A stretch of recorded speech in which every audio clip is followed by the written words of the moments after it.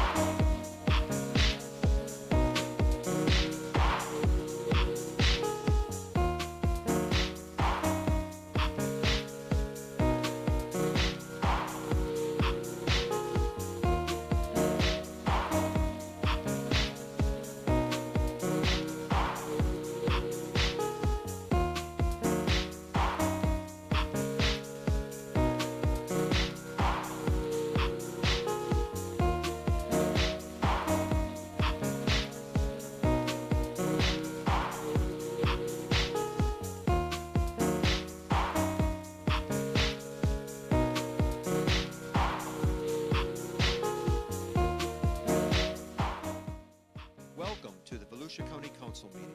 The meeting will begin in 5 minutes.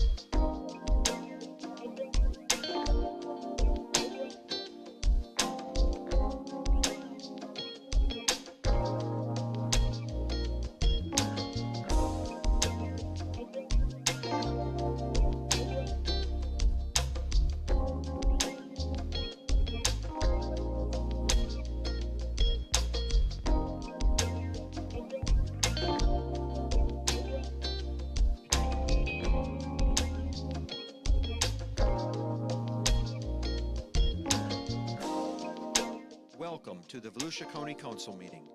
The meeting will begin in 2 minutes.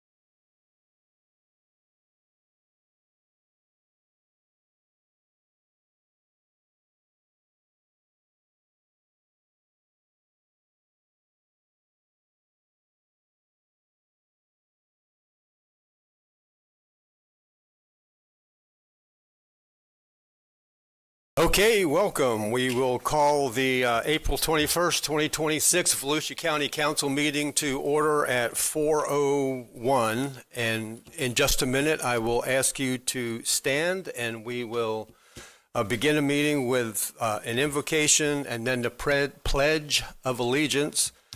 If you are a member of a faith group who would like to participate in the invocations, please just send an email. All faith groups are welcome. Send an email to kgreen, the letter K, green@volusia.org, and she will get you all set up. This morning, we are fortunate to have Reverend Danny Baxter. He's pastor of senior adults at Stetson Baptist Church in DeLand. Pastor Baxter.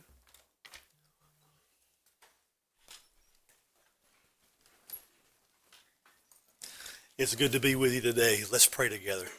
Father God, we love you. We thank you for the privilege of knowing you and having the opportunity to have a relationship with you. Father, as we gather this afternoon, we pray for your blessings. We pray for your wisdom and your knowledge. Would you give us the words to speak? And Father, may every word that is spoken today be edifying and Father, pleasing to you. Thank you for these men and women as they have gathered here today.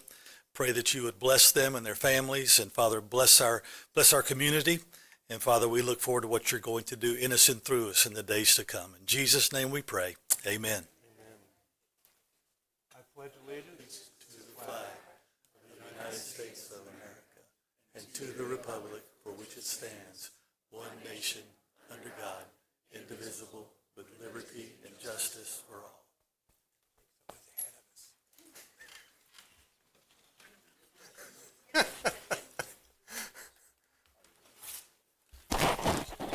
Thank you and welcome to town. Thank you for coming.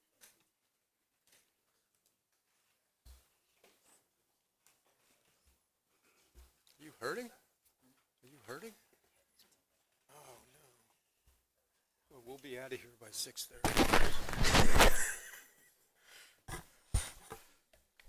Krista, would you call the roll, please? Mr. Santiago. Here. Mr. Dempsey. Here. Mr. Johansson. Here. Mr. Kent. Here. Mr. Reinhardt. Here. Mr. Robbins. Here. Here. Mr. Brower. Here. Okay, we have a quorum, a full house, and welcome to everyone here. We start our meeting hearing from you, the public. You will have, when I call your name, you will have 3 minutes to come forward and talk about anything that pertains to Volusia County, something that we might be able to work on in the future or that we need to know about. Please make sure you have a microphone close to your mouth so that everyone can hear you here and online. There is a button on the left-hand side of the podium that will make it go up and down if you need that, and there's always somebody to help you. Please stick to 3 minutes. We have more than an hour's worth of people that want to speak, and this part of our public participation is limited to 1 hour. So if you can do it in less than 3 minutes, then you'll reserve time for somebody else. So, first up is Jan Albert, and then Gary Singleton, and following Gary will be John Nicholson, if you want to get ready. Save some time. Good afternoon, governing body. Jan Albert, Country Circle East, Port Orange, hydrologist and appraiser for 54 years. Continuing the discussion on the proposed creek crossing. So over the half a century, I've qualified as an expert witness on many eminent domain cases, hundreds of them across the U.S., Canada, and Western Europe. So I'm very familiar with what is required and why it does not apply in this case. But with the planners want to pass this without a bridge plan in place, which is dangerous because you need to know the total cost and the total number of properties that are going to have inverse condemnation.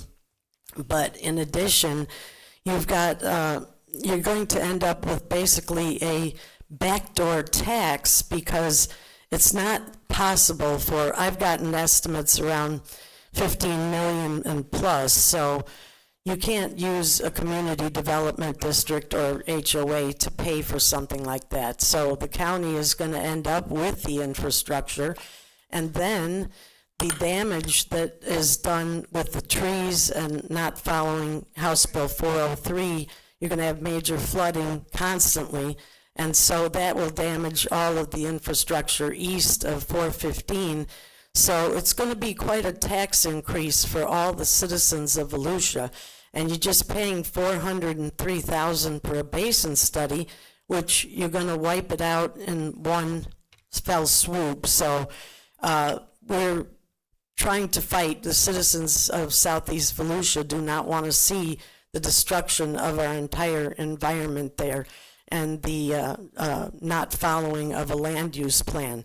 So we're going to keep fighting. So thank you. Thank you for your comments. Gary Singleton, followed by John Nicholson, followed by Cindy Venuti. My name is Gary Singleton. I'm a resident of Volusia County.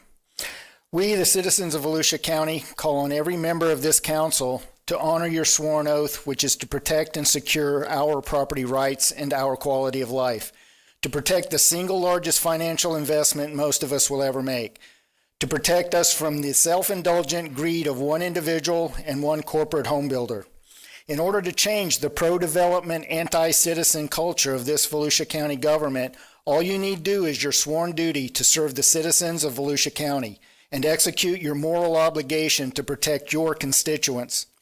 To do these things, all you and your staff need do is simply honor the Tomoka Farms Village local plan, both its letter and intent, enforce Chapter 50 to protect the surrounding communities from flooding, enforce Chapter 72 to protect an irreplaceable natural resource and flood control system, comply with the Port Orange Water Settlement Agreement of 2005, enforce compliance with the outstanding Florida Water Administrative Code, obey Florida Statute 403.814, and most importantly, oblige the applicant to comply with every requirement of a conservation subdivision. No waivers, no special interpretations, no passes. Neither you nor your staff has the legal right to dismantle the guardrails created to protect the surrounding communities so that a path is cleared for a single individual and a single corporate builder to exploit an irreplaceable environmental resource for financial gain. Neither you nor your staff has the legal right to approve the destruction of an essential component of this natural stormwater system, a system that tens of thousands of Volusia County citizens depend on to prevent the flooding of their homes, or the right to degrade the quality of life and property values of existing neighborhoods, or the right to nullify the hard-earned protections of the Tomoka Farms Village Local Plan. The only reason government exists is to serve and protect its citizens. All of the aforementioned laws, ordinances, codes, and plans are the tools government officials use to serve and protect their citizens. Both this council and your staff are obliged to stand with us, the citizens of Volusia County, not against us, forcing us to fight for what is rightfully ours. John Nicholson.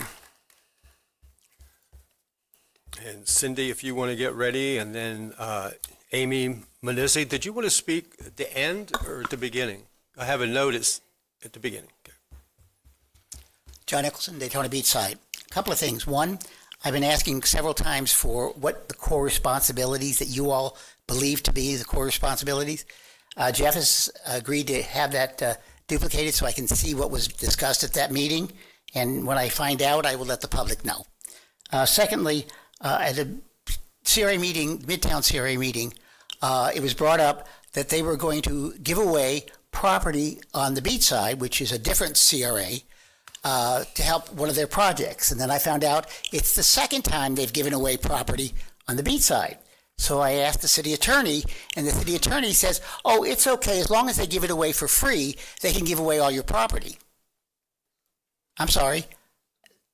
Normally, the CRA votes on what they want to do with their CRA, and it has not been brought up at any of the CRA meetings on the beach side. They don't know that their properties are being given away. Now, I've asked several times for one of you guys to be on the CRA because it affects you guys as well. The health of the beach side is an economic engine. The more you disarm that and you drive it down into the dust, the worse it's going to be for you guys. So I'm asking you to, again, look into this and make sure that you put somebody on the board. I understand they have to put somebody on the board for you. But if you request it, they would be really hard up not to give you what you want. You were on the board for 30 years. You deserve to go back onto the board. You have a new system here, C and E and F, a bunch of little squares. Could you explain that to the public? Because I don't know what you did, but I know they don't. So if you look at your agendas, under C and E, there's like about 25 little squares with 2 or 3 letters in it. What does that stand for? The public would like to know, I believe. And lastly, there's some paperwork that you all have that I passed out with the gentleman that owns the Dolphins. He has property in Palm Beach, all right? 20 years ago, he built a huge project, and it took off slowly. Well, now it's full, and he's putting another $10 billion into another project. If you read the article and try to look at where we are at, that's where we are in the next 20 years, all right?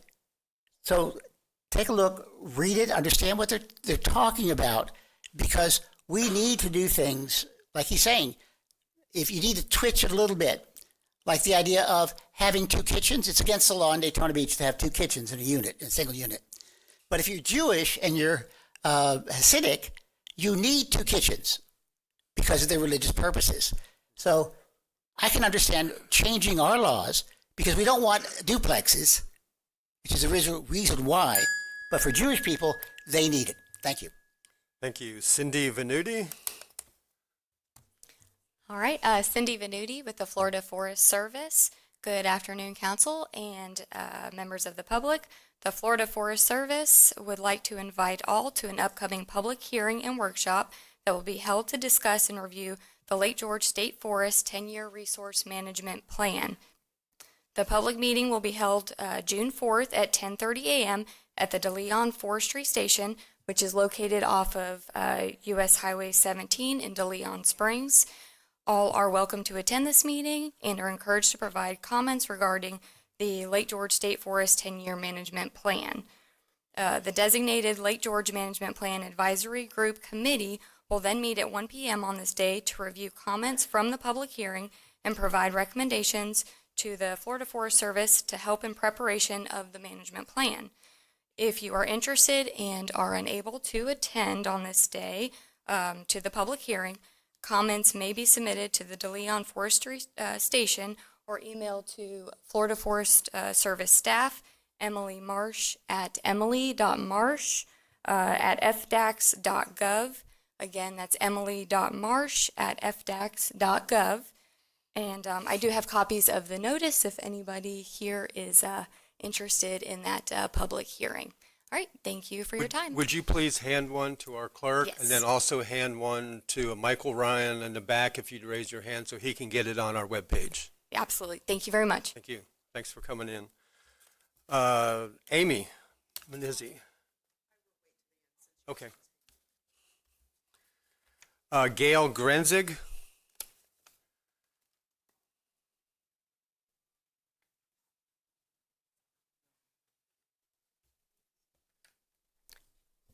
Good afternoon. My name's Gail Grenzig. I live in Crestwind, DeLand. At the last meeting, Councilman Santiago, you raised the irony of Lake Winnemset residents opposing the development of a residential Crestwind, DeLand, and then pointed out that now here we are opposing the development of an industrial truck plaza. Next, well, this is how I took it, okay? And if I'm wrong, then please correct. Thank you. I appreciate that. We're opposing a truck plaza in a FEMA flood zone A, on a major floodplain next to sensitive wetlands and adjacent to forest reserve parcels. So I wanted to thank you for bringing this to our attention so we could at least discuss our perspective. Some might think that our objections are NIMBYism. It's not, all right? It's about appropriate land use. It's about suitability, about compatibility, all in line with the comprehensive plan. Now, FDOT completed a truck study in 2020, and in that plan, they recognized the need for truck parking. You know what? We recognize that need too. As a matter of fact, I have family members who are truckers, so we do recognize that need. And FDOT has planned 540 trucking spots 10 miles east of where this proposed development is. But what FDOT did not recognize is that there is a need in this exact location. They identified other areas. They also identified that it was not suitable next to retirement homes, which is what we are, a residential area, or in a major flood zone. So it's like a square peg trying to fit into a round hole. Just because there's a need does not mean that it fits. Now, we're not opposed to development. That's why it's not NIMBYism. There is a lot of residential development that is appropriate and compatible going up around us. We're not opposed to that. We haven't spoken about any meetings about that. And I'd like to think that we're good neighbors.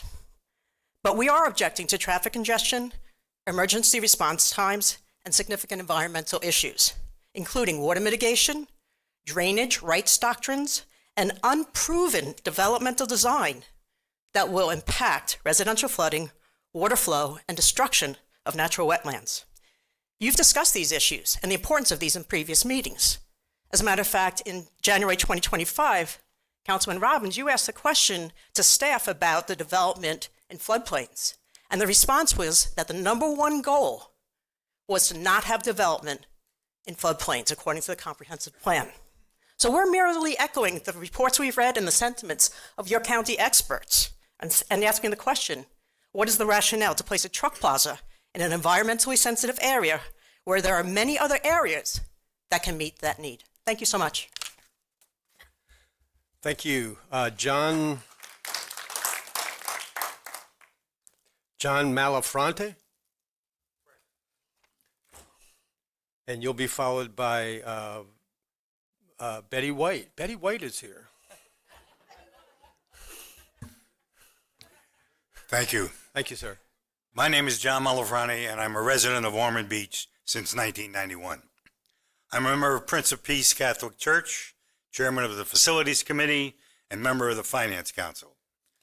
I'm also project manager. I was also project manager for the construction of our light news shop on Hand Avenue. We have been at that location for 11 years. I'm here to talk about the closure of our entrance from Hand Avenue going east toward Nova Road. When we started planning for our new store, we had to solicit input from our neighbors and businesses and hear their concerns. We held open meetings for local residents and then asked the city of Ormond Beach for approval. We were not given any notice that our entrance from the west would be closed until the Meridian closed it. I made numerous calls to members of our county officers involved in streets and roads and received a call back last week from County Engineer Todd Cagbeer, telling me that for safety, we were cut off from a left turn going east on Hand Avenue. When I questioned him, he said people could make a U-turn at the Wellington Station entrance, and that would come to our shop from there. I asked him if there was an appeal process, and he said no. I'm here with our pastor, Father Justin, and Betty White, a member of our parish council, who will speak to you. We are asking for reconsideration of an entrance from the west on Hand Avenue to our light news shop. Recently, there have been changes because of public outcry, specifically on A1A in Daytona Beach, which received Channel 9 coverage in our city. Ormond Beach, where our mayor confessed to hitting one of the new curbs when the parking spaces on Granada were changed. They were changed again. Also, the walk across Granada by Rose Villa. I'm not a traffic engineer, but here are some suggestions for consideration. 1, remove the meridian from the front of our property west to the end of the mobile home entrance, allowing a turn in either direction. This has been done on US 1 in South Daytona, another 5-lane busy street.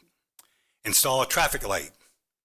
Put another entrance to our property by the retention pond or east by Wellington Station. I'm sure there are other places this has happened around the state that you can look into. Thank you so much for your time. Thank you for your comments. Betty White, and you will be followed by Justin Vaco. Good afternoon, council members. My name is Betty White, and I'm a member of Prince of Peace Catholic Church in Ormond Beach, and I currently serve on the parish council. Our parish has grown into a large, sprawling community where activities take place every day.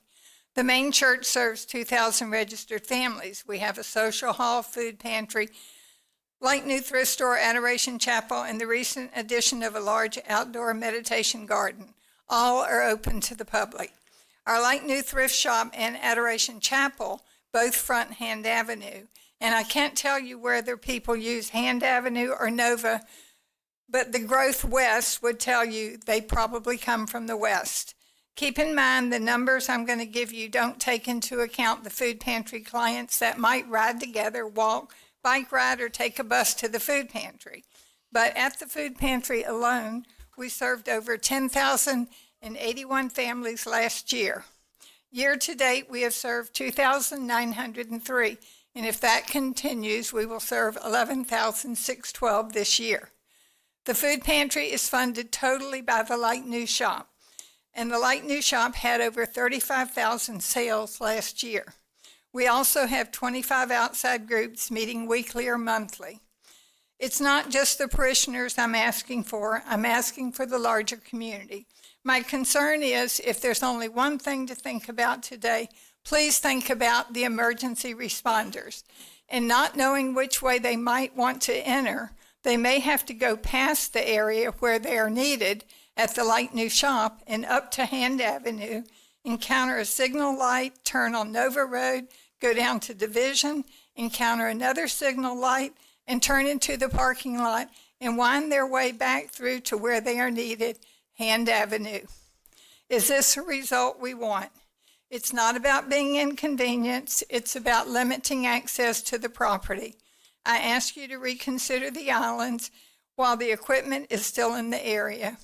Please don't let there be an accident or death because emergency responders were delayed reaching someone in time. Thank you for your attention and the many hours of service you devote to the citizens of Volusia County. Thank you very much for your comments. Justin Vaco. and you will be followed by Mike Poniatowski. Good afternoon, council members and members of the public. I am Father Justin Wako, and I serve as the pastor of Prince of Peace Catholic Church here in our county. First, I want to acknowledge and appreciate the work being done to improve our roadways. We understand these projects are meant to benefit the broader community.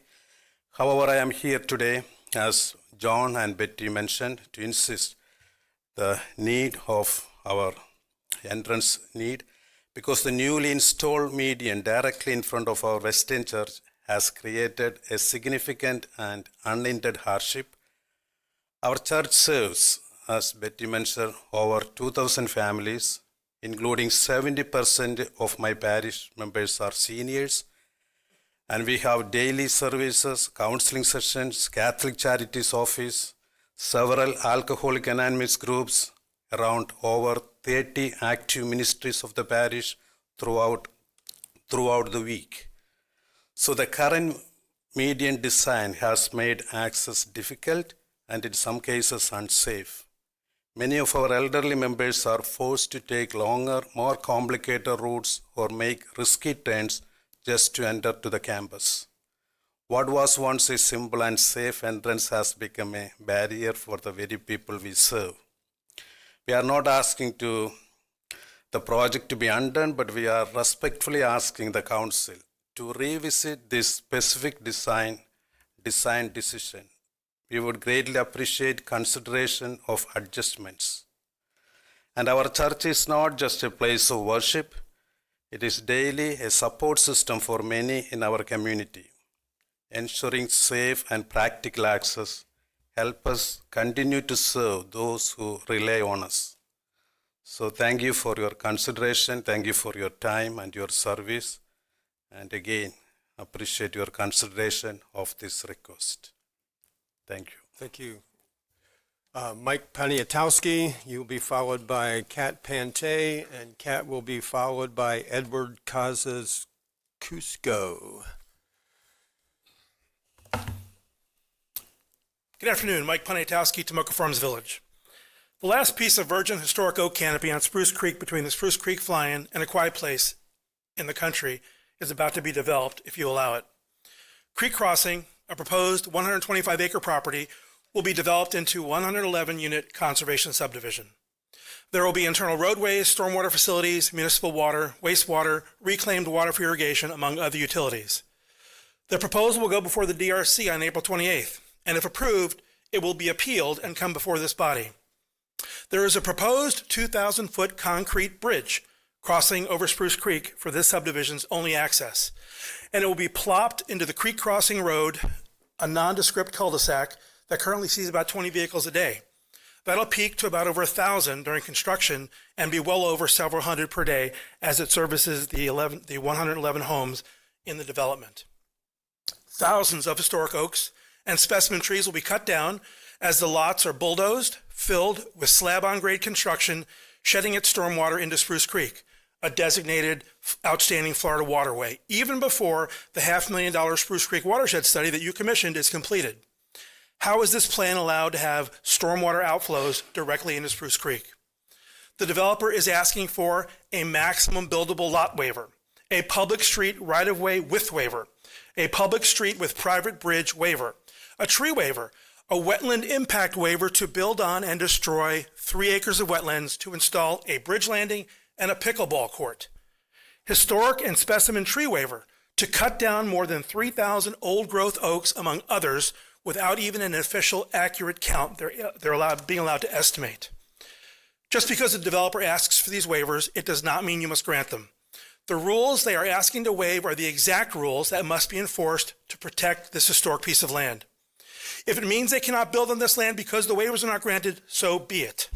The 4,000 residents around that development will be detrimentally affected if you grant this to them. The developer is asking to create a community development district to possibly float a bond to pay for their $10 million bridge. There will be more flooding, more ruination of Spruce Creek, More traffic as this development will also require the widening of Tomoka Farms Road with turn and deceleration lanes, among other roadway changes expressly discouraged by our local plan. If you allow these waivers and the outstanding Florida waterway rules to be ignored, if you allow this to proceed right on the banks of Spruce Creek, and if you allow the Tomoka Farms Village overlay to be violated, what's the point in having any rules at all? The Tomoka Farms Village overlay enshrined in our comprehensive plan will be broken to develop roadways for the added traffic. You must deny creek crossing when it comes before you. The people are depending on you to do your due diligence and your job to protect our historic lands. Thank you. Thank you. Kat Pante, you'll be followed by Edward Koskisusko, and you'll have to correct me when you get up here. And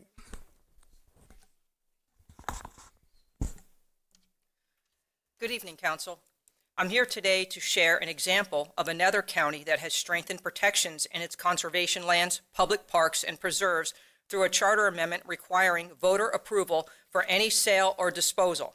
That county is Miami-Dade, and I have provided copies of Article 7 and the relevant subsections for your review.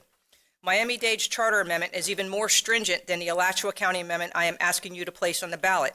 It requires voter approval not only for sales but also for leases, and it imposes strict building height limitations. Additionally, there is no provision allowing a supermajority +1 vote of the council to place land on a conservation registry.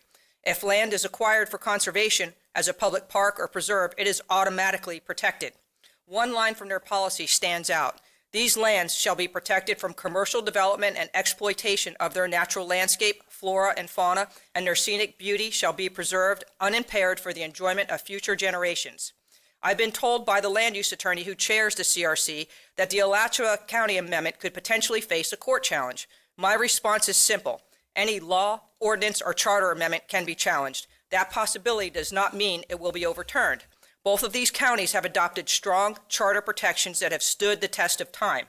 The Volusia Forever program, approved by 75.6% of voters, deserves the same level of protection as those in Alachua and Miami-Dade counties. These conservation lands were purchased with taxpayer dollars, and the public should not only have a voice, but a vote if the county ever seeks to sell them. We need these protections to safeguard against the shifting priorities of future councils, especially in light of recent actions by a sitting council member who has repeatedly undermined the program from the dais over the past several months, as well as through public statements and videos in his re-election campaign. I respectfully ask that you review the materials I have provided over the past 2 meetings and place the Alachua Amendment on the ballot with a minor modification, that all land acquired through Volusia Forever be automatically protected and placed on the registry. I also ask that you reject the Charter Review Commission's proposed amendment, which leaves the door open for the sale of these protected lands. Thank you for your time and your consideration. thank you, Edward. You'll be followed by Debbie Stillwell. Debbie will be followed by Eric English. Good afternoon. I'm Ed Kosciuszko. It's like sneezing. Any case, I'm here regarding the proposed 24/7 truck plaza. I live in Crestwind Land. Unfortunately, I happen to be the house that's going to be right behind this proposed truck plaza. I'm 74 years old. I'm retired. I don't want to move again. And as you know, there's going to be 599 homes built in Crestwind Land, and it's only partially occupied now. My biggest problem, well, there's two, is the noise. Obviously, I already hear I-4 noise. I don't want to hear tractor trailers going up and down. And as you know, East New York Avenue is a dead end. So there will be a plaza there that all the tractor trailers will have to come down East New York to the intersection of 44. And we will be generating a lot of traffic ourselves, as will Lake Winnipesaukee Drive folks. The other thing that I want to talk about is that since this is basically a retirement community, we have a lot of elder people, and we also bike down East New York to get to Lake Winnipesaukee, and it's a 2-lane road, and there's not much room on the side for having all these tractor trailers there. I imagine also the so the noise and the traffic is really a major concern. The other thing is, the fact is that since we're not even a third built out in Crestwood to land, since there's going to be 599 homes, there's going to be a lot of traffic. If this truck plaza goes in, I question whether or not anyone would want to buy a house there. If I knew that a truck plaza was going in there, I wouldn't buy there at all. I would have gone elsewhere. I love Crestwood to land, as we have great neighbors, and I'm hoping that you will at least go down and visit East New York Avenue and see the two-lane road, and that it's a dead end. I know Gail made an incredible speech about all the other concerns we have, pollution and so forth, and I'm sure I'll get a lot of the pollution as well. So I thank you very much for your time, and I oppose the construction of this truck plaza, and I hope you all do too. Thank you. Thank you, Edward. Debbie Stillwell, followed by Eric English, followed by Sophie Marsh. Hi, my name is Debbie Stillwell, and I live at 1218 Crestwood Boulevard in DeLand. I am speaking to you today because there is an application with the Planning Department from a developer requesting a special exception to build a truck plaza at the end of New York Avenue just west of I-4 off Route 44. I know that the decision to approve or deny the request initially rests with the PLDRC, but it is possible it may come before you as a deciding body. So to my county council, I wish to go on record letting you know that I oppose this request. I am not against development. If I were, I would not have bought a home in the new Crestwood to Land active adult community that sits at approximately the same location. What I am against is a development that doesn't make sense. The parcels of the land upon which they wish to build happen to be at the dead-end portion of New York Avenue that was unfortunately created when the FDOT reconfigured the access points for I-4 and Route 44. To get to this potential truck plaza, trucks and cars will have to exit I-4, decelerate, then accelerate, then decelerate again to turn onto New York Avenue. They will then be on a narrow two-lane road with very little shoulder space and have to wind their way to the proposed plaza. That doesn't sound like the most optimal way to get to a destination. It also means that the traffic will pass by the quiet, secluded entrance of our neighborhood at all times of the day and night, creating congestion, noise, and safety issues. It just doesn't make sense. What also doesn't make sense is that this truck plaza was not proposed by a traffic authority who did a study and identified this as a prime location for a service center. In fact, in 2016 and in 2018, the Volusia County Council at that time issued resolutions opposing truck plazas along the I-4 corridor.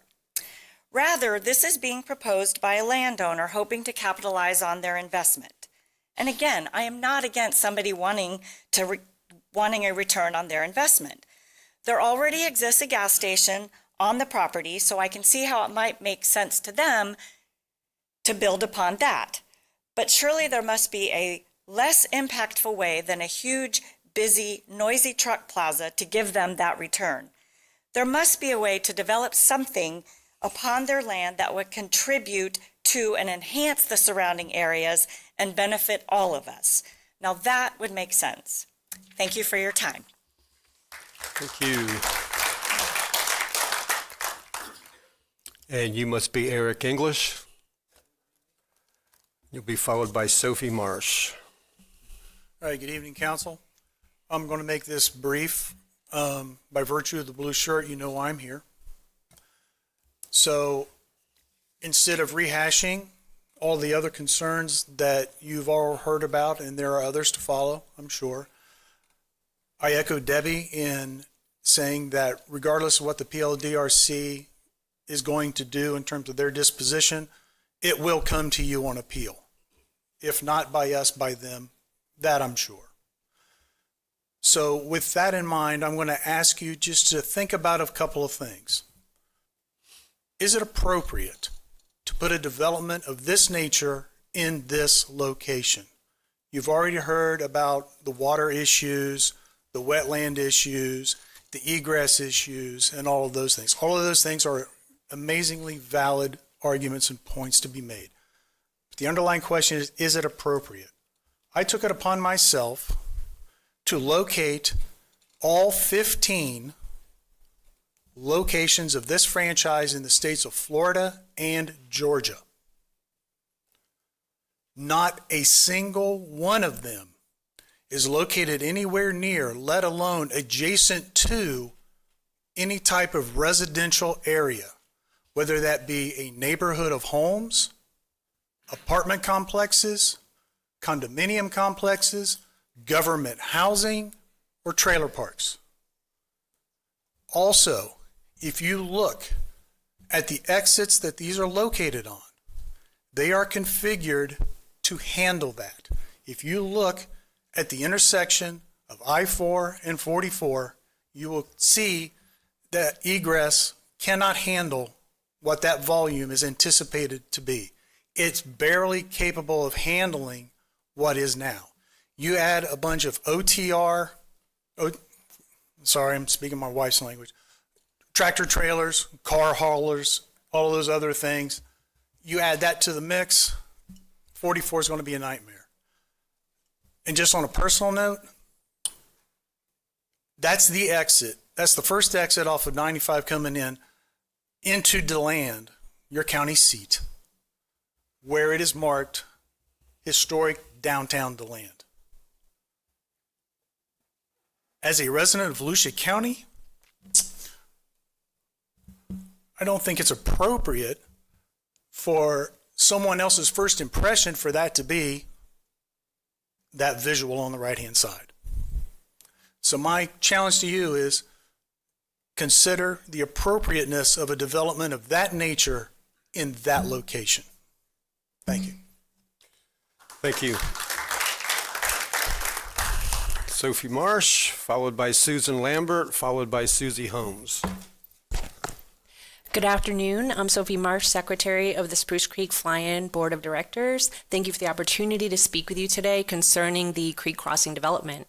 Creek Crossing is presented as a conservation development, yet it directly conflicts with both the spirit and the letter of protections this council has put in place. First, Spruce Creek runs through this site. It's an outstanding Florida water, a designation reserved for waterways worthy of the highest level of protection. Development near these waters should meet the strictest standards, not seek exceptions. Second, this property lies within the ECO, which exists to protect wetlands and environmentally sensitive lands in Volusia County. Despite this, the applicant is proposing the destruction of 2.8 acres of wetlands, not as a last resort, but to place the entry road in a location to create more building lots. Even more concerning, the applicant is asking for a waiver to allow that impact, ignoring the code's directive to avoid wetland impacts for the creation of new residential lots. In addition, they requested 3 waivers to the tree survey requirement, stating an area of very high tree density, which would be too impractical to count. Conservation areas should be understood and not estimated. A conservation subdivision requires 60% of the land to remain as open space for conservation, allowing 40% of the land to be developed. However, the way that requirement is being applied in this case is deeply concerning. The applicant is attempting to count stormwater retention ponds toward that conservation requirement area that require clear cutting of trees, excavating the natural habitat, and fundamentally altering the landscape and habitat corridors. These are not preserved natural areas. They are engineered infrastructure. A retention pond is designed to manage runoff from development. It does not function as an intact habitat. It does not replace wetlands, and it does not provide the same ecological value as an undisturbed land. Calling those areas conservation stretches that term beyond recognition. If cleared and excavated, stormwater systems can be counted toward conservation open space, then the entire purpose of requiring 60% of preservation is undermined. It creates a loophole where development is simply being relabeled as conservation, and loopholes are violations of current land code regulations. And it makes me question, is conservation land truly being preserved, or is it being redefined to make this project fit the code? Finally, their plan places a pickleball court directly over a wetland, an impervious surface where the land is meant to absorb, filter, and protect water resources. That is not conservation, it's contradiction. This proposal sets a dangerous precedent by waiving wetland protections, relaxing environmental survey requirements, and allowing development features in areas that are meant to be preserved.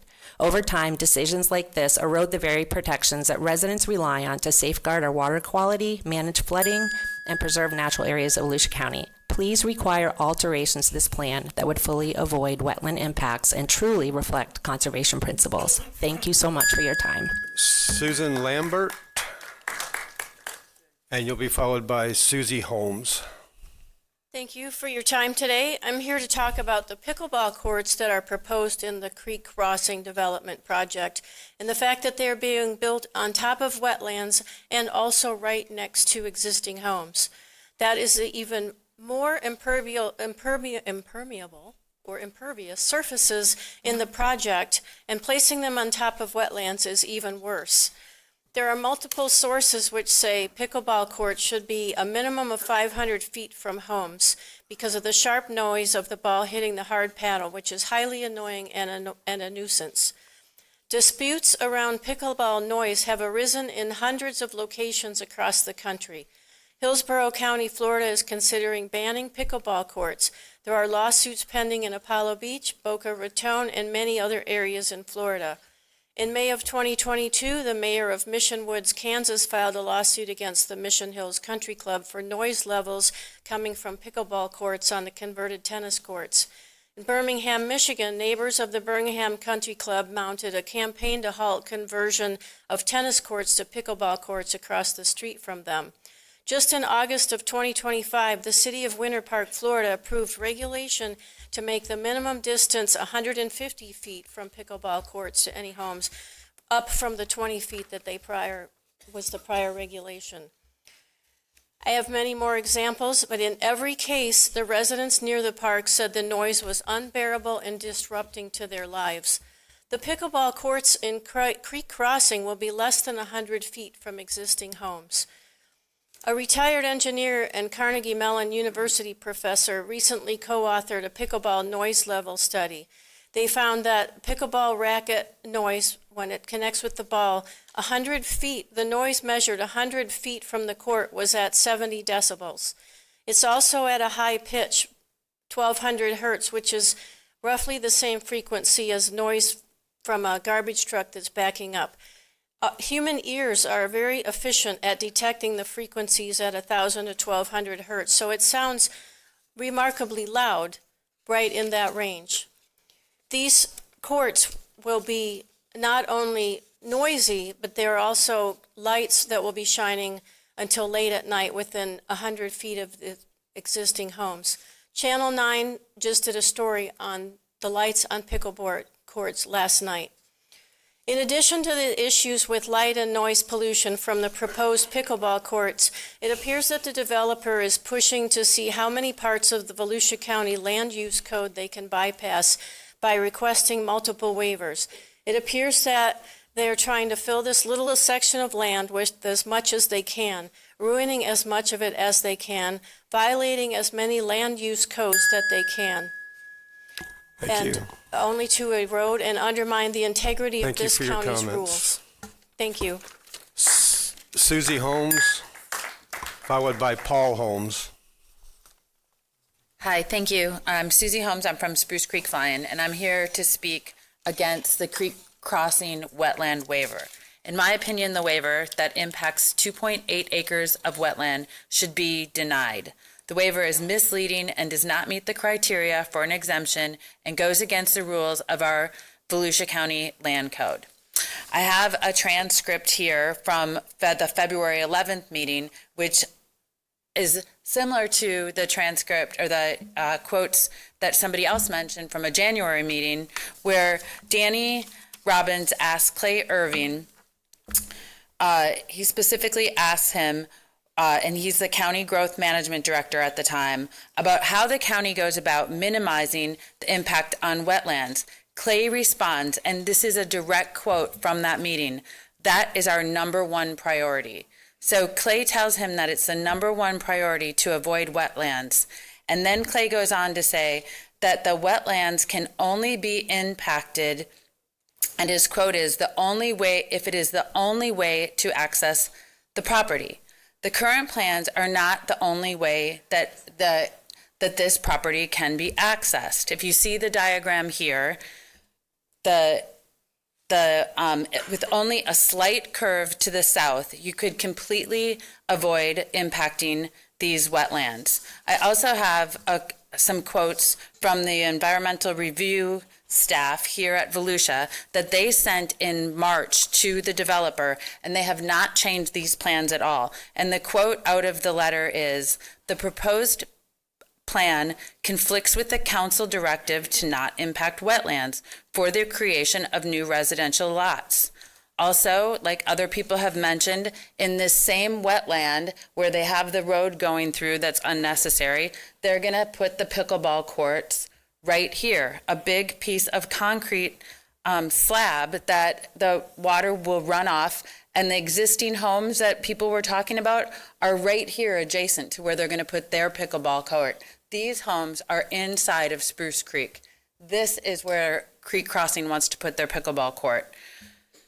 The developer also refers to the wetland in the waiver as average to low grade. I think that this is very incorrect. There's a map that shows, Paul will show when he speaks, that shows that this wetland is immediately adjacent to a tributary that runs into Spruce Creek. Also, by calling it average to low is misleading because aerial maps show that until 2020, this was a very active wetland, but in 2020, someone started altering the wetlands and it has been consistently mowed.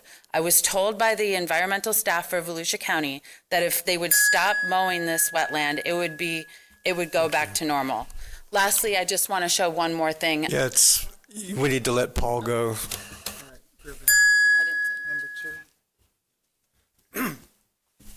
Hi, guys. Hello, everybody. Thank you for letting me speak. I'm Paul Holmes, the president of the Spruce Creek Property Owners Association, and I just want to go over with you a couple of things I've already said before. Spruce Creek has hired a team of lawyers, civil engineers, and city planners and ecologists to help us with this protection of our rights. We're 1,600 homes. That's 3,000 people that live adjacent to this. It's 1 mile of our border that's being affected. We're being affected about as much as anybody in Volusia County. I'd like to talk about the 5 requests that I had given to you before. I'm happy to say that Luxor and I should say our team is getting along very well. We have a navigation agreement, and our engineers have met and gone over the hurricane swales that we think are very important to protecting our property. The Evans Engineering, that is Luxor pre-development drainage pattern exhibit right here, that's what that's titled. This is from their engineering company. This is Luxor that put this out. It's hard to see here unless you have it. Do you have it on your boards there too? Okay, if you see the blue, the smaller line, that is a tributary that leads directly from this water, protected water, W2B, that we're trying to protect with the pickleball court. It shows on Evans Engineering that it leads from that waterway. It's a Spruce Creek tributary. It's an outstanding Florida waterway, and they're trying to pave it over. I'd like to go on to number 3 here. Remember, that's Evans Engineering. That's their engineers telling you all that. Here's another engineering drawing that's done by our engineer and also Evans. And basically, it cuts down, the basic rule of a conservation development is a 60-40 split. I think we all know what that means. It's 60% conservation, 40% that they're allowed to build on. In this case, it's 50 acres maximum. They are trying to build 70 acres on the 50 acres maximum. It's here. We've got it in engineering plans. They're trying to overextend by 40%. Everybody knows that's the first rule that you can't violate. And somehow they're putting in some weaselly words about the trees that they knock down, the 3,000 trees that they're going to knock down in these waterways, these 2 ponds here, don't count toward conservation or towards their building. I don't know how you knock down 3,000 trees in a conservation development and you don't count it, but that's what they're trying to do. And please hold the staff accountable. They have to pay attention to this rule. That's a no-go starter right there. They're 40% over on their building, and if the development doesn't fit, don't vote for it. Thank you for your comments. Amy Manizzi, you ready, or you want to go at the end of the meeting? Okay. Mary Dickinson. Mary Dickinson, Marsh Road. Recently, we were in here and the ground movement on our road from all the dump trucks and everything have moved the ground, and the sidewalk is starting to go, and I was going to block it off so people wouldn't walk on it and end up getting their legs cut off when the cement goes down and they're in the hole. So the cops were called, and they came out and tried to intimidate me and threatened me with going to jail. I told them I will take that fence down if you guarantee me you are going to be responsible if people get hurt, because this commission has done nothing to combat the problems that you created on our substandard road. And also, if you want to know, the easement is 5 foot, and how I know is I am a retired owner-broker of a real estate. And in real estate, you better know easements. And the easement on Marsh Road is the state easement of 5 foot. Now, Lieutenant Hughes came out like a gangbuster with another cop that was there, and threatened me with jail, and threatened my little dogs. They were going to take my 3 little dogs away. I don't know where that came from. They figured at 75 years old they could intimidate me. Well, I've been in business, many different businesses, and worked for companies all over the world, and I will not be intimidated by any police officer. Maybe the man that they beat up in jail and the man that was over the jail was going to report it to the state like he was supposed to. And the county wanted to cover that up and make it disappear. And the man did his job. And for doing his job, the county fired him. Now, recently, the county has settled. And I think it was the sum of $800,000. Now let's move on to the 360 acres that Volusia County has bought for this little fantasy park. And Mr. Dempsey on his website has said about toilet to tap water. There's 3 wells in this county, 3. And you are overbuilding this county, and you need a moratorium now and no more building. And the county is not allowed to be in business. Thank you. Thank you. Brian Stillwell.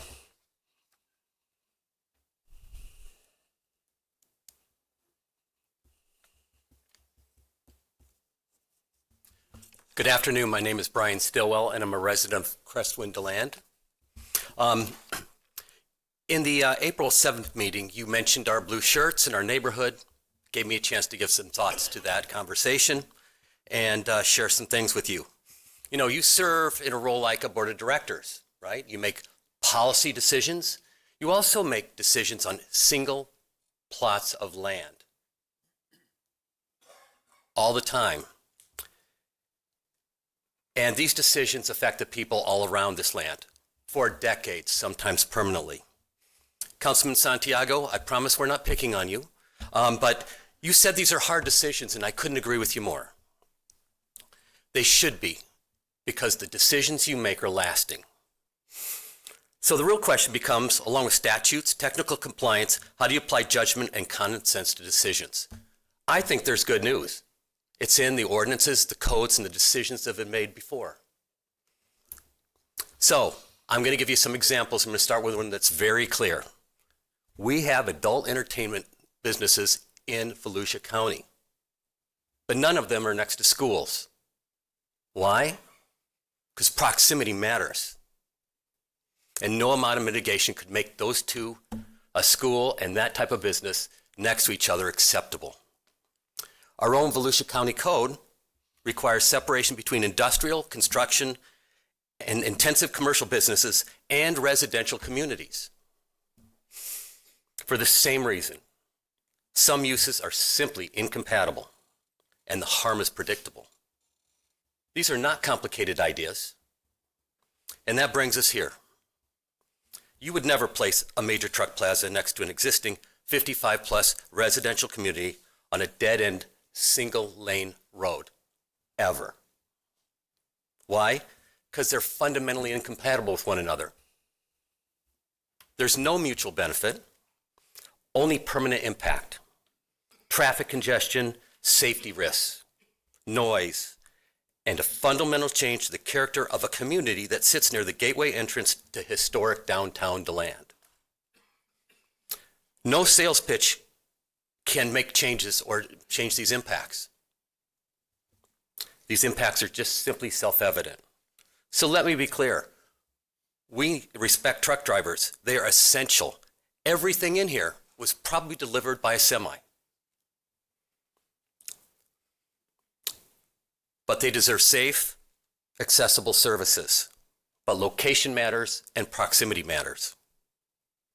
And placing a truck plaza next to an established, existing 55-plus community is not acceptable by any measure of... Thank you. Thank you. We have 3 speakers left, which is 9 minutes, and we've got 6 minutes till 5:06. So if anybody can cut it short, Adam Dovey, you are first, and then Teresa Corbett, and Michelle Utter, if there's any time. Is she in here? I would love to cut it short, but it might not happen this time. Normally, my name's Adam Dovey. Thank you, Council, for hearing me. I've come up here a couple times to speak on Volusia Forever, and today, wouldn't you know it, Creek Crossing has made my point even more apparent. So I'm here to speak about Creek Crossing and this Luxor developer from out of this area. I have a very unique approach and view on this because I just built $1 million house in Quiet Place I grew up 40 years ago, and I own a piece of property and a house in the Fly-In. So I see it from both angles. This is dumb no matter where you look at it. And again, we can say a lot of this stuff to appease developers, and we've got to move forward, but at a certain point, we have to have common sense. That sign you had back there was fantastic. Stop rezoning. It is insane that we are trying to appease one guy that owns the property to give money to a development company outside of this area. There's a lot more of us. We're not asking to take his property. We're not coming in there eminent domain. We're just saying don't pander to one dude that, by the way, bought the property knowing he would have to mutilate the property. He'd have to tear down the wetlands. The numbers don't make sense. This wasn't a surprise where he's trying to say, hey, I'm trying to save my butt and put my kids through school. No, this is obvious. This is a 3, 5, 10-year plan. It's genius. But he came in here, bought the property, contingent upon development, and I guarantee he sat behind there somewhere and said, we're going to wear him down. And all I have to do is make sure my attorneys steamroll the council and we win. Guess what? He's right. It's not right or wrong. It's whoever has the best attorney. This is insane to even entertain this idea. Now, again, I've said it before. I'm in construction. I'm not against development. Let them build 10-acre lots like everybody else here probably would. It's not overcomplicating something that doesn't need to be complicated. In Quiet Place, we're starting to flood. It has never flooded. And again, you hear a lot of stories about growing up. It didn't flood. I grew up there. I can say this. Now I'm nervous that my brand new house might flood. In the Fly-In, I'll tell you something that nobody else has brought up. Put 111 outsiders right under that flight path. I guarantee you they're going to complain and they're going to try to shut the airport down. Without a doubt. And you're going to lose one of the jewels of this town. It's like shutting down the racetrack because, oh, it's too loud, or bike week, the nonsense that I hear. Stop pandering to, again, one dude. I said it before. You get 100 people in the room. 95 of them will not want this. The only 5 that want it, the developer, the banker, the builder, and then a couple people that want to be liked because they want to be part of the group. But we're not saying take this guy's land. We're just saying play by the rules. Don't pander to him and cater to him, because you know what? New York ran out of land 100 years ago. Mother Nature is going to stop our development and rezoning at a certain point. Right now, we have the opportunity to have what everybody else wishes they had. Thank you very much, guys. Thank you. Teresa Corbett. Thank you and good afternoon, Chairman and Council members. My name is Terry Corbett. I'm a New Smyrna Beach resident. I'm also a small business owner in New Smyrna Beach with a beachfront property. I'm here to talk about a permitted coastal restoration and seawall project that we've started. We're permitted with the city, state, and the county right now. Our county permit is conditional at this time, and that's what I want to speak about. This project is a direct response of significant storm damage that we suffered in 2022 with the hurricanes and in 2024. Like many others in our community, we experienced major erosion, loss of shoreline. We've already invested over $50,000 of our money in emergency repairs, including sand placement, dune restoration to stabilize the area. We are right off the 3rd Avenue beach ramp, which causes undue erosion effect on our property.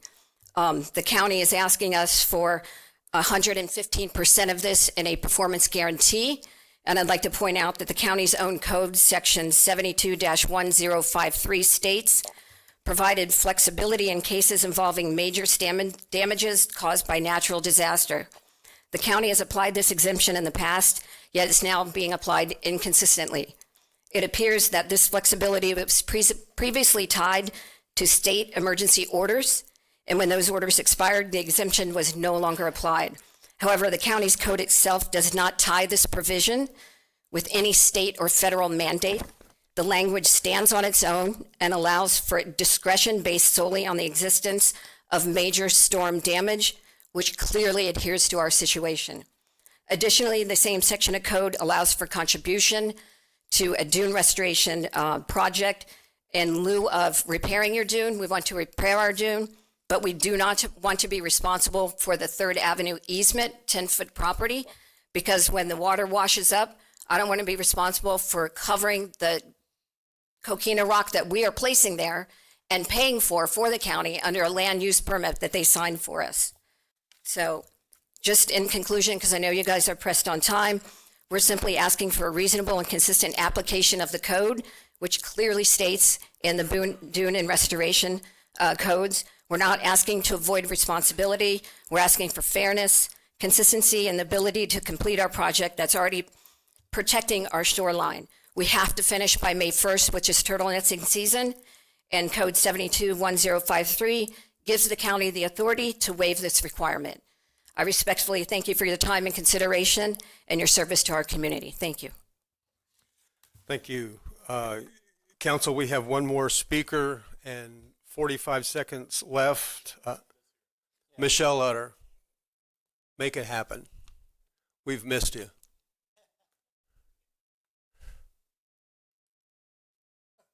It's good to see you walking.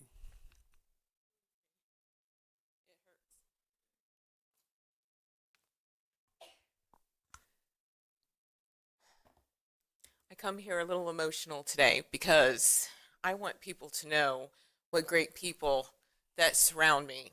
I know I come in here in a pretty negative attitude at times, but when the government kind of gets you, well, I'm the proof that the science and the government has lied.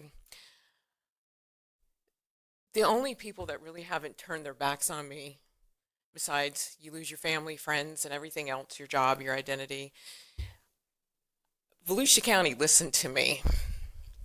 And it takes a lot to come up here, because I'm full of vinegar, to let you know how much I appreciate you, because you let me take the 3 minutes that you don't have to tell you how much I appreciate you and your staff being able to give me a safe place to live when my government, my freedom movements, my organizations all stood there and allowed me to not have a place to stay.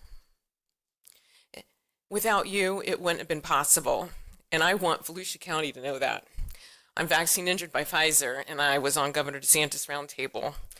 I've been abandoned by him Ashley Moody, the Attorney General now, I have been used as a prop for political gains. And my life is worth more than that because I'm going to be a grandmother in September and I'm fighting for my life. I will continue to fight for future generations, your children, and more. I found places that can actually do the spike testing that I have to go overseas. I've been working diligently to help future generations so they don't have to have a shortened life like I do. Without you, it wouldn't be possible, and I want the people of Volusia County know that you make a difference because nobody else in the state of Florida did. Well, Corey Mills did. He helped me with my disability and Medicare, which if it wasn't for him, I would have lost my insurance. I would have lost everything because I couldn't afford $20,000 a month to keep me alive. And that's several different infusions and medications. Not too many people come up here and tell you, thank you. I don't have too many people I can thank, but I can thank you. And I want it on the record. Just so you know, I have a pro se going. I am going against the state of Florida, against the federal grand jury. I've had documentations the whole time that was deleted. There was fraud. And I'm a whistleblower, so I'll be working on many different levels, putting things in through the 3-letter agencies I already have through the FBI, and I am a whistleblower. I will be fighting for people's lives from now on. And until I take my last breath, I promise to do that for everyone. But I want everyone here to know that Volusia County did something for me that my government didn't. So you should be proud of him. Thank you. Thank you. County staff, Brad Burball, Carmen Hall, I don't know if they're in here, but that's to you. Thank you, Michelle.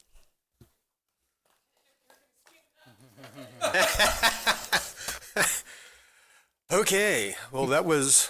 Mr. Chairman? Yes. If I may, I'd like Councilman Santiago. Thank you, Mr. Chairman. You called out. Thank you, sir. Oh, yeah, no, it's not that. I'll address that later in comments. We have plenty of time. You all usually stay till the end, so I appreciate that.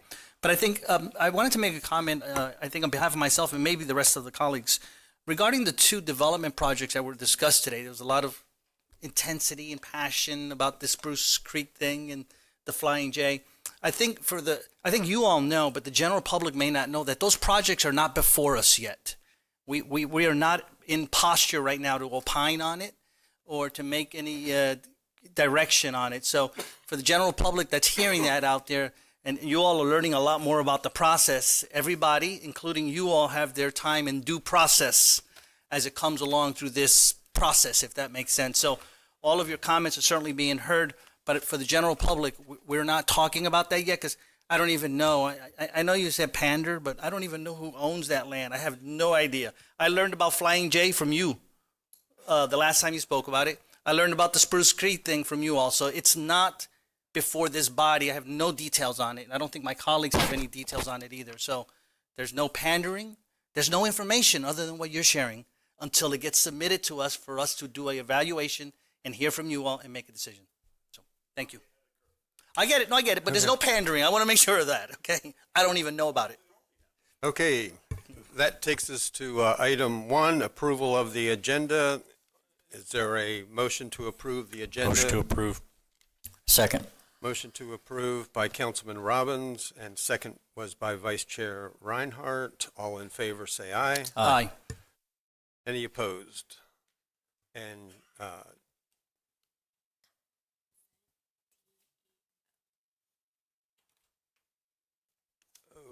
okay. Item 2, consent agenda. I can see there is. Any councilman have an item on the consent agenda they would like to pull for a vote? I'll do that first. Councilman Robbins or Councilman Dempsey? Not for a vote? Okay. Okay. Councilman Robbins, you have an item you would like discussed? No, sir. If there's no items, motion to approve consent agenda as presented. And second. Okay, we have a motion to approve the agenda by Councilman Robbins. Is there a second to that motion? Second by Vice Chair Reinhardt. Councilman Dempsey, you have an item you'd like to hear? Just to comment on Okay. D and E, Delta Echo, Delta D Echo. and D. Yeah. Okay. And I would like just to hear more on item S too, not for a vote, but let's hear those before we vote, because we do have members of the public who would like to comment. Let me see, we've got three Ds and one E. Yeah. So you can see why we just, one of the Ds is a no? Yes. Okay. E, oh, it sure is. E, okay. You can see why in the initial public participation, why we try and keep it at 3 minutes, because we ran out of time. Council voted to make an exception for Michelle Utter. I'm glad they did. So please stick to your 3 minutes. These are all the comments on item D. First up, we have Dr. Wendy Anderson.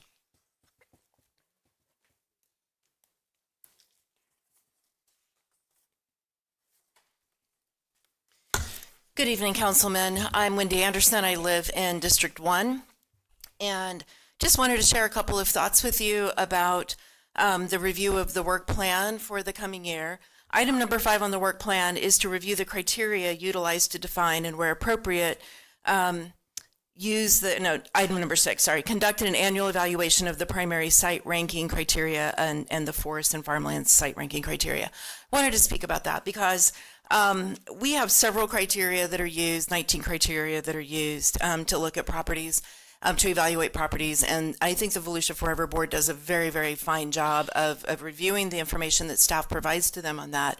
There are a couple of elements that I think are probably worth some deeper consideration this year to ensure that we use our Volusia Forever dollars as judiciously as possible. At the last meeting, you all approved to continue the right to use bond funding to purchase properties, in a fair time frame to be able to secure those. And I think that that's a great thing that we can do to use bonds. I'm really glad you all approved that. But that also opens up the possibility that we might be purchasing properties that are maybe marginal lands that may not have the qualities that we really want for the long term. So 2 points I would like to ask that either the Volusia Forever Board or staff or this governing body consider are, one, the cost of restoration.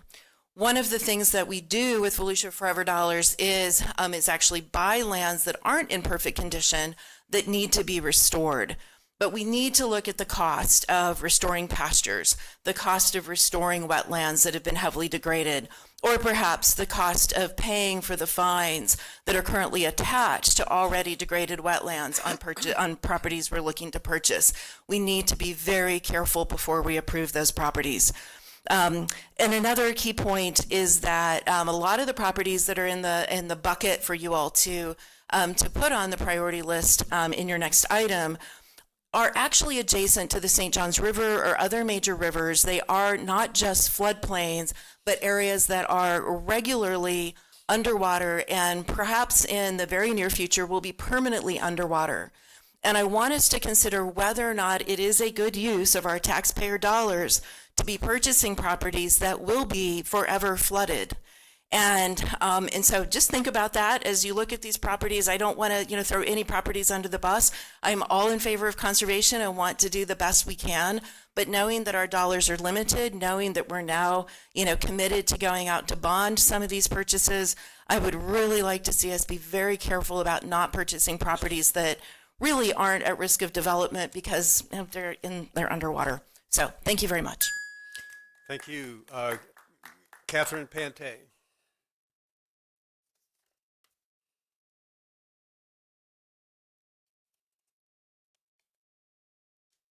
Catherine Pante. I just want to reiterate what Dr. Wendy said on the one item.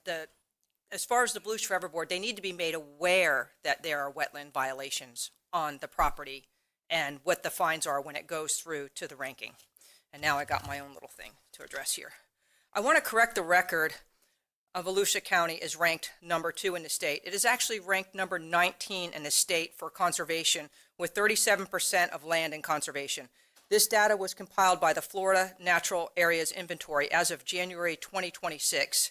This includes local, state, federal, and private. I will submit a copy of this data into the public record as well as one for each council member. Thank you. And on item E, Amy Munizzi.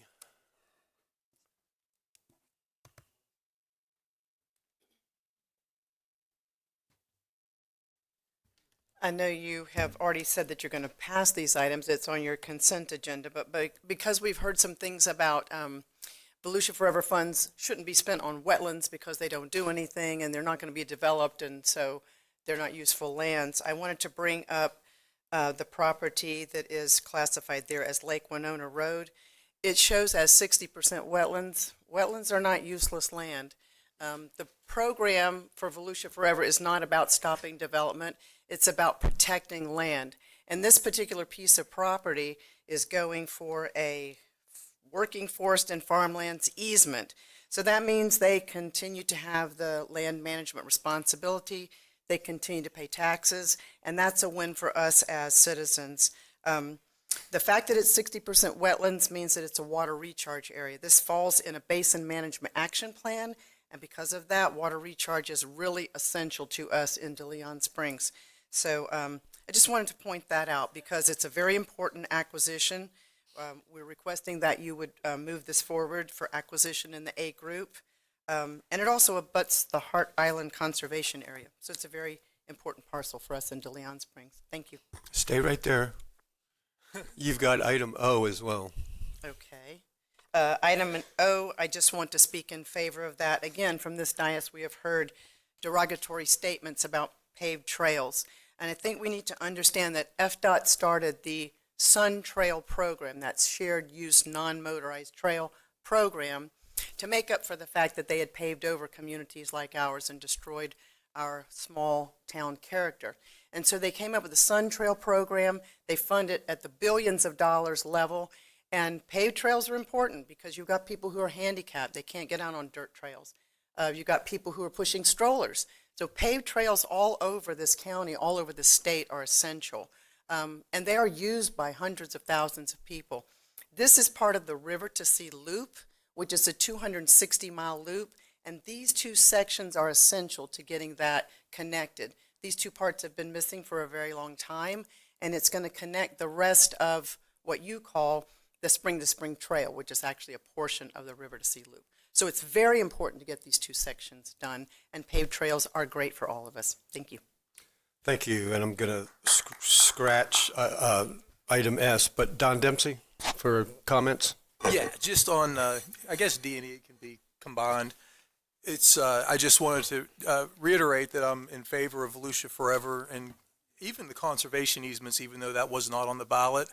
And I just wanted to highlight that I support the program and what it stands for. I am not in favor of overdevelopment. I like what Volusia Forever attempts to do by limiting development. However, I am concerned about what the conservation easement contracts call for sometimes. I ask that when staff is reviewing this list and then when staff is going over the list that we're given today in E that we've already voted on, as well as future ones of what our plan and goals should be in the future, we need to be mindful that what was on the ballot was just for purchases. The bond issue that Ms. Anderson complimented us on, it was already on the ballot. That's what people voted for. People did not vote for partnerships or linking up with the state or the federal government. They voted for actual purchases, either through the millage or up to a $60 million in bond. That was what was on the ballot. So this is nothing new. I'm glad that we are continuing to buy these lands. I prefer that we stay focused on Volusia County and only Volusia County purchasing and owning these properties with no preemption through partnerships. And like our pastor says, anything with two heads is a monster. When you start getting more and more partners involved, and as generational heirs come down, we could have as many as two, and then descendants of the property grantors, they could have 20 kids or grandkids. And now all of a sudden we got 22 partners calling the shots on any type of modifications to these things. That's what I'm asking staff to be mindful of and remember this stuff. I equate this to kind of like homeowners insurance.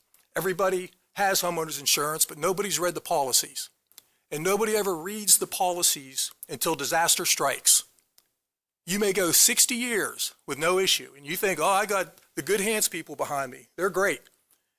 They got my back until your roof's blown off by a tornado.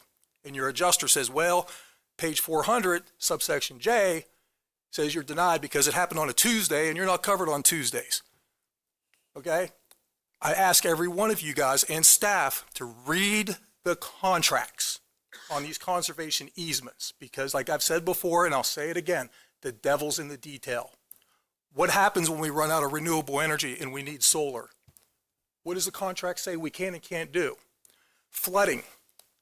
Mr. Dovey, I can't talk to you. Flooding. What are we allowed to do or not do with these lands once flooding occurs? We can't use it for conservation easements, or we can't use conservation easements for anything to affect hydrology. We can't use it for certain things. What happens when we run out of freshwater aquifer? When our aquifer dries up, are we going to have it all drink potable reuse? I ask everybody, staff and the public, read the contracts. I want to make sure that when staff puts out these recommendations with the conservation easements, that they attach the contract for the public to read. And that's what I'm asking. Please read the stuff. Don't believe all this election year propaganda that you're hearing, that I'm against Volusia Forever and I'm against conservation easements. I'm not. That's why I voted for all this today. But please, don't be the homeowner that gets denied coverage after disaster strikes. I don't want future council members 50 years from now having a disaster looming, no fresh water, no energy, no renewable energy, flooding. How do we control the flooding? And have their hands tied because they can't use a third of the county in the way they'd like to because of this contract that was signed 50 years ago. Thank you, guys. Thank you. And just that's the end of comments. We're gonna vote on the entire consent agenda, but just to let everybody here and in the public know what we're voting on, there is a list of properties on Volusia Forever, but we're not voting to approve all of these properties. We're voting for the Volusia, actually for staff now to pursue these properties that are approved by willing sellers, and if it goes any further, it'll come back to the council to vote on, and we'll hear from it again. But it sometimes gets confusing. So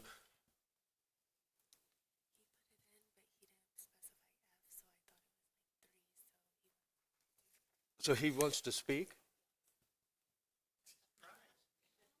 On item, I can't tell if it's an S or a Z. It must be an S because we don't have a Z. Is it S? Okay, come on up and speak. That's John Nicholson on 2F. I didn't realize I was supposed to put an F on that. It's just consent agenda. So with regard to that, I thought Ms. Lewis was going to give a presentation. I'm from Daytona Beach, and we're going through the rezoning.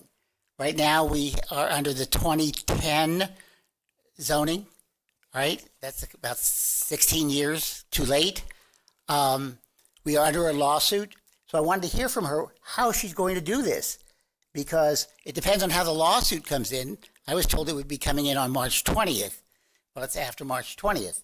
So I don't know how this is going to go, but whatever happens, I want you to realize that, one, it's under the 2010. We have grown by 50%. Our city grew 50%, and they're not going to include the new residents in this rezoning, which doesn't make sense to me. 30,000 people will not be considered when they do this zoning. Now, the ACLU sued because it was all race-based, all right? They divided our black Midtown area into 4 zones and then said, well, we can't find a black zone anywhere. So we have to divide the beach side into 3 zones. Doesn't make sense to me. If you did not divide Midtown into 4 different zones, you would have your black zone. So secondly, if you, by demand, the mayor wanted the black college, 4,000 voters, to be divided into 2 so that they could have an additional black member on the commission. So 23% of our voters are black, and 70% of our commission is black. It doesn't make sense to continue that system because all the courts have said you cannot use race alone to do your zoning. So I was waiting for Lisa to say what she's going to do because I believe if we screw it up again, ACLU will give us a third lawsuit. Thank you. Thank you. That concludes all the comments from item 2 of the consent agenda. It does not. We're going to need a time limit on when they can turn in. Catherine Fante, you already spoke once. Well, something important. Partnerships are at the heart of what makes Volusia Forever program truly successful. Protecting our natural lands isn't something any one group can do alone. It takes collaboration between local government, environmental organizations, private landowners, and the community. Through strong partnerships, we are able to pool resources, share expertise, and make smarter, more sustainable decisions about conservation. These collaborations help expand the reach of the program, ensuring that more critical habitats, water resources, and green spaces are preserved for future generations. Equally important, partnerships build trust and shared responsibility. When communities and organizations work together, conservation becomes more than policy. It becomes a collective commitment. That's how we ensure Volusia County's natural beauty and ecological health are protected, not just for today, but decades to come. In short, partnerships turn vision into action and action into lasting impact. And lastly, they were not meant to build solar farms on. Conservation land stays in conservation. Thank you. Okay, council, item 2, consent agenda. All in favor, please say aye. Aye. Any opposed? Consent agenda is passed 7-0. That was a chore. Item 3, recognition of the 2026 Citizens Academy, which is all over to our left, sitting there. And Dana is going to introduce this. Good evening, Chair, Council members. Here this evening to present to you the individuals who completed the 2026 Citizens Academy. This year, we actually moved Citizens Academy from a fall to a winter start, and that worked out much better for us. We still had 12 sessions in person and virtual. They were kicked off by the county manager and the CFO here live in the chambers, and then we're virtual for some. We had some in-person on Thursdays, field trips on Saturdays. They got to see the Fire Training Center, the Emergency Operations Center, the Marine Science Center, beach safety, the airport, DeBerry Hall, and the landfill. This evening is their final session. They get to sit through a county council meeting. I'd like to take a minute to thank co-facilitators, Nicole DeShano and Casey Hansel, who helped to take them through the journey through Volusia. And at this time, I'd like to present to you the participants of the 2026 Citizens Academy, and if they can come up and be recognized and get a photo with council.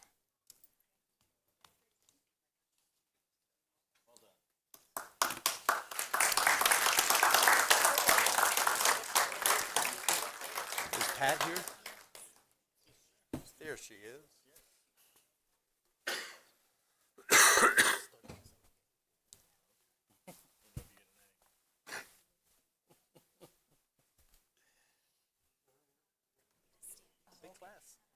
Okay, we're going to make 2 rows. Let's have you and you come up front. You too.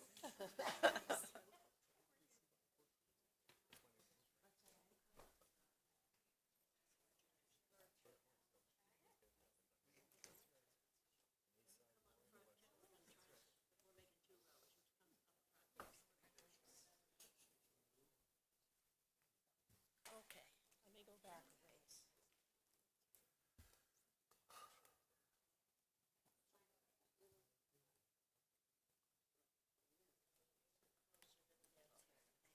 Don, did you notice Chris Edge was in the class? County Council, you're okay. This looks good. Okay, make it, yeah, I see everybody. This is good. Okay, ready? Okay, one more.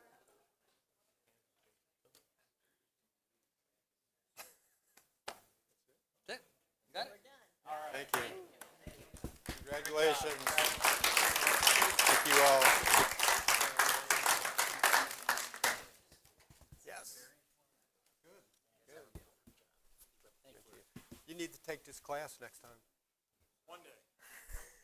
It's on my agenda. I bet it is. I want to see your day timer.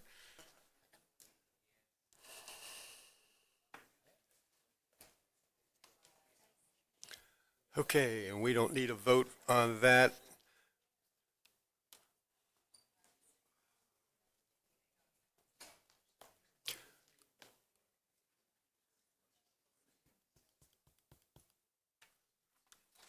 Okay, we'll begin item 4, which is an award of agreement to CFB Outdoor, Inc. for beach maintenance services. Motion to approve. Second.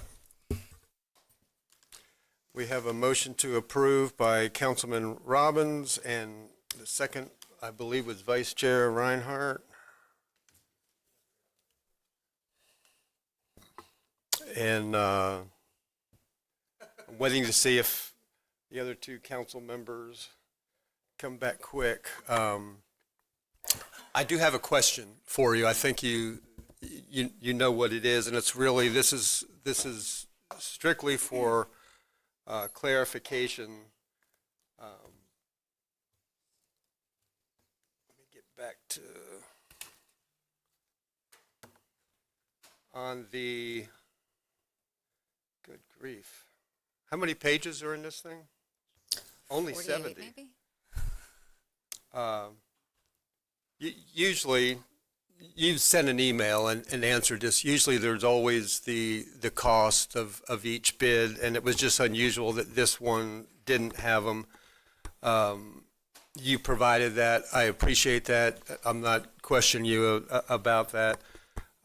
CFB Outdoors, who got the contract, was not the lowest, but they were, I think, the second to lowest. But we've worked with them for many years, and I think the price is what, 20% of the weight of accepting? Yes, sir, that's correct. This was not a straight bid like you would normally see on a construction project, for instance, where the lowest responsible bidder gets it. This was a case where price was a component of the overall selection. There was a selection committee. In this case, it was 20% of the overall selection criteria. We had them submit an operations plan. It was experience. There was also equipment lists and things like that we asked them to provide, and the scoring criteria was based on a combination of those things as well. Okay. My real question is, thank you for providing that. Their bid, I don't see it here, but I'm not going to waste time trying to get to it. Their bid was $1 million something, but the contract is for over $4 million. Explain again why, and you explained this afternoon that was for units. One of them was units of, there was like 4,000 units of grading beach approaches, which is a lot, but it takes that many. But if you do 4 times that many, it's a whole lot. So I'm just trying to figure out where we got from 1 million to 4 million on the contract. Yes, sir. So the contractors paid on their unit prices. So we developed a schedule of values based on our experience with this contract previously, a set of unit prices, and asked the contractor to fill in what their unit prices would be for, as you said, grading beach ramps, emptying trash cans, equipment by the hour. And we have to give them a certain amount of units so that we can total it up and create an apples to apples comparison amongst all the different contractors, so we can score them based on their price. That was that. The estimated annual expenditure on this contract doesn't match that because, first of all, these things, as you mentioned, are highly variable on the beach. It's dependent on weather. It's dependent on the amount of people that visit the beach. It could be dependent on FEMA reimbursable incidents, which I don't want to go into and use the H word. But long story short, the schedule of values in this bid is developed so we can compare their prices, their contracts based on those prices.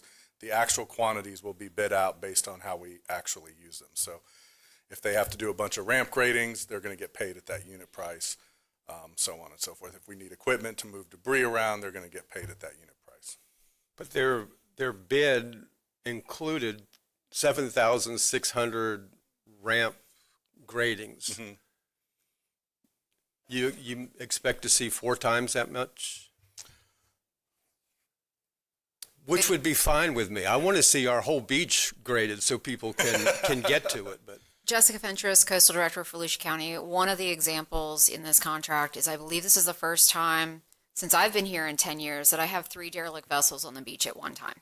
This would be a case where we haven't used derelict vessel removal services at this scale previously, where in the next 3 months, we probably will be removing all 3 vessels if they can't come into compliance with the laws. Following the 22 hurricanes, we had a significant amount of debris wash onto our beach. We couldn't account for that. I couldn't estimate how much garbage just came in from the ocean. The intent of the solicitation was to create unit prices. We have the mechanisms in place, GPS systems to track the services that are being provided, to go directly to the invoices. This is creating the unit prices. This is based on the past 3 years of service, and we're only estimating about a $200,000 increase from the prior year. okay, I was going to, don't go away. I was going to get to that, assuming that was probably a huge question on price. Was after hurricanes, you've got bulk debris pickup and non-routine bulk pickup. I said the H word, didn't I? Yeah. I didn't mean to. We're not participating this year. No, definitely not. But that is a huge question mark. But I was really asking about the ramp grading, 7,600. Do you expect more than that? You have 38 ramps. You have 365 days a year, and right now we're doing multiple times a day ramp grading on pretty much every Friday, Saturday, and Sunday at the moment because we're in a drought and we haven't had a lot of rain. There's a very good chance we could be pretty darn close to that, if not higher, especially with the sand project in New Smyrna at the moment. Okay. I hope that we do. So my final question is their bid was $1,004,601. The contract that you're asking us to approve today is over $4 million. Do you will use that as you have to, or are you going to use every penny of it? Well, to be clear, we're not asking to approve an amount of $4.5 million. Okay. That's what we estimate might be spent on this contract, utilizing the unit prices in this contract. For 1 year. Based on past, correct. For 1 year. So in our budget is where the council would approve the money that's allocated towards beach maintenance. And of course, these are used across multiple other divisions, including environmental, this contract, I should say, across environmental and beach safety. So the amount that the council, when it comes to budget for beach maintenance, would be in there. This is what we estimate we would use. That doesn't mean we're going to use all $4.5 million of it. It could be less, depending on variables and conditions and things like that. That's what we estimated we would spend on this unit price contract. Especially since we're not participating in any storms this year. Correct. And it's not like we're handing them $4.5 million and walking away. No, as Jessica said, we have a very robust system for measuring what work they do and how they bill us and checking to make sure they're billing us. I appreciate that because I think it needs to be clear to the public when they compare numbers. Vice Chair Reinhardt. Thank you, Chair. Ben, you had answered this question once before or during the agenda update, but for the information that can get shared with the individuals that asked me about it originally, about the trash cans. Mm-hmm. So they are now supplying them, whereas before we were. So that's something we don't have to worry about. In the event of an event, we're going to leave it at that without saying the H word, are we still responsible for taking them up until the conclusion of that event, or do they come out and do it? Yes, sir. We've never been the ones to pull the trash cans. They have pulled them at our direction previously. So they're still doing that? Yes, sir. Which is good. And then in the event that we have, I hate using that word event even too, but we had a significant event that happened a few weeks ago, and there was a lot of trash that was left on the beach. Do they come out and assist? Is that all? Okay, and that would still exist as well. They don't so I don't want to assist, put that they to do the it. test. I'm sorry? They don't assist, they do it. They actually do it, okay. They are really your maintenance crew, Okay. or a good portion. Well, I hope they don't have to do it Yeah. again. By the way, 38 times 365 is over 13,000 gradings right there. So if we do it every day and there's 38 of them, you're already at 13,000 gradings. So just again, like they're I was good on explaining, grading. they're giving you an amount to give you size of what could be spent on that contract. It won't be that number. It hopefully will be under that number. Weather, and I'm sure we're not going to have one of those H events, so it'll probably be Amen. quite a bit less. I like your attitude, George. Yep, Good. you got to be positive. Yes, thank you. Thank you, Chair. Okay, thank you very much. Any other questions for staff? Any comments? All in favor of the award of agreement to CFB Outdoors, please say aye. Aye. Any opposed? And approved 7-0, which brings us to item 5, contract with T&K Construction LLC for the Tomoka Farms Road landfill southeast area. Motion to approve. There was a motion to approve this by Councilman Robbins. The second was by David Santiago. You going to risk saying anything? I just want to say good news. This bid came in well under our expected budget. It did. Yes, so we are excited about that. Notice that. And I'm appreciative of that, Chairman. I'll just put my name up there, but it's still almost $28 million. Yes, sir. It's expensive to store garbage. Okay, any other questions for Ben? Any comments? All in favor of approving the contract, please say aye. Aye. Any opposed? Contract is approved 7-0. Item 6, contract amendment number 2 with Stearns, Conrad, and Schmidt Consulting Engineers for the Tomoka Farms Road landfill southeast expansion areas. I didn't hear the motion. Motion to approve by Councilman Robbins, second by Councilman Santiago. Questions for Ben? Anything you wanted to say? This is the group that'll be making sure that what gets built per plan and does what it's supposed to do. Okay. Still a lot of money at 1.5 million almost. To oversee. Okay.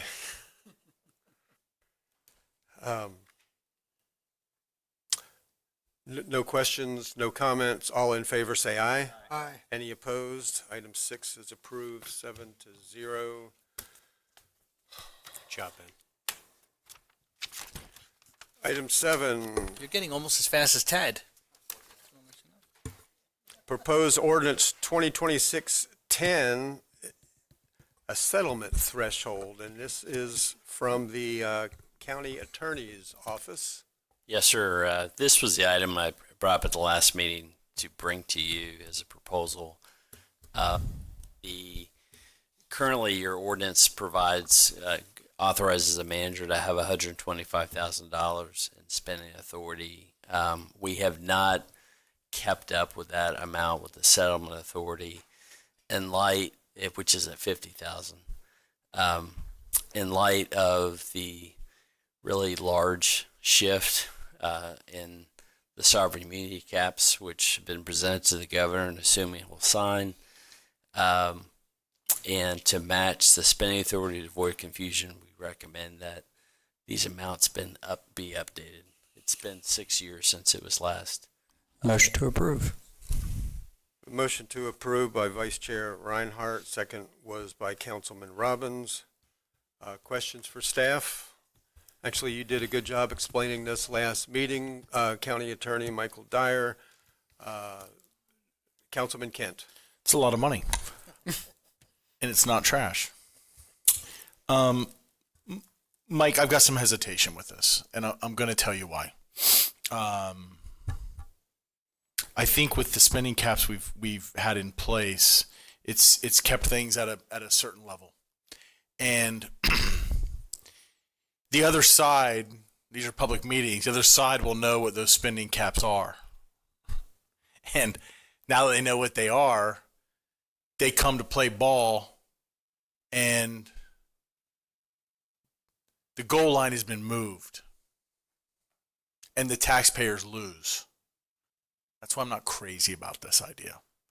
So it allows the purse strings to be opened up by one person, and I've, for 3 years given you very good evaluations. This isn't a you issue.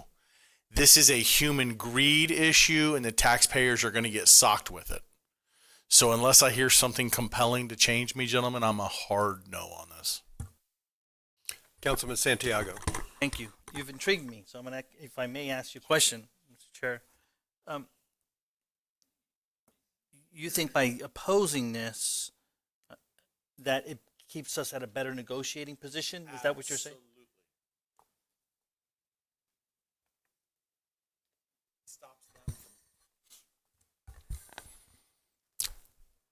The other side would tell their client, here's their maximum amount that they can approve right here. Let's do this and get this thing done. So and they would do it. Now it's going to go from 50 G's to 125. So guess what we're going to see a lot of next year? Shocker. It's not a shocker. It's a human greed thing. That's what it is. And there's reasons why, it's before us, and, I'm not there. I'll just say, I'm interested in your position, but I want to also echo that my openness to this is no reflection on George whatsoever, because I trust that gentleman. In my years of experience, you are the highest mark. I want you to know that in all the bodies that I've served. But I kind of see where you're coming from, Troy. So I'm leaning towards you more for that reason. Well, I like what I'm hearing. Keep whispering to me over there like that, because I like what I'm hearing from you, David Santiago. But George, I mentioned about Mike, but you've had wonderful glowing reviews from me as well. I'm a fan of both of you professionally. And heck, the little bit I know about you personally, I'm fans of that as well. I think you were both great gentlemen. I would bring you both around my family, and I don't bring men around my family that I don't think are great gentlemen. So it's no reflection. David mentioned you, George. It's no reflection. This is my way of pumping the brakes and saying, I'm not going to let the taxpayers get beat over the head with this club, because that is my opinion, is what's going to happen. I could be totally wrong on it, but I don't think so.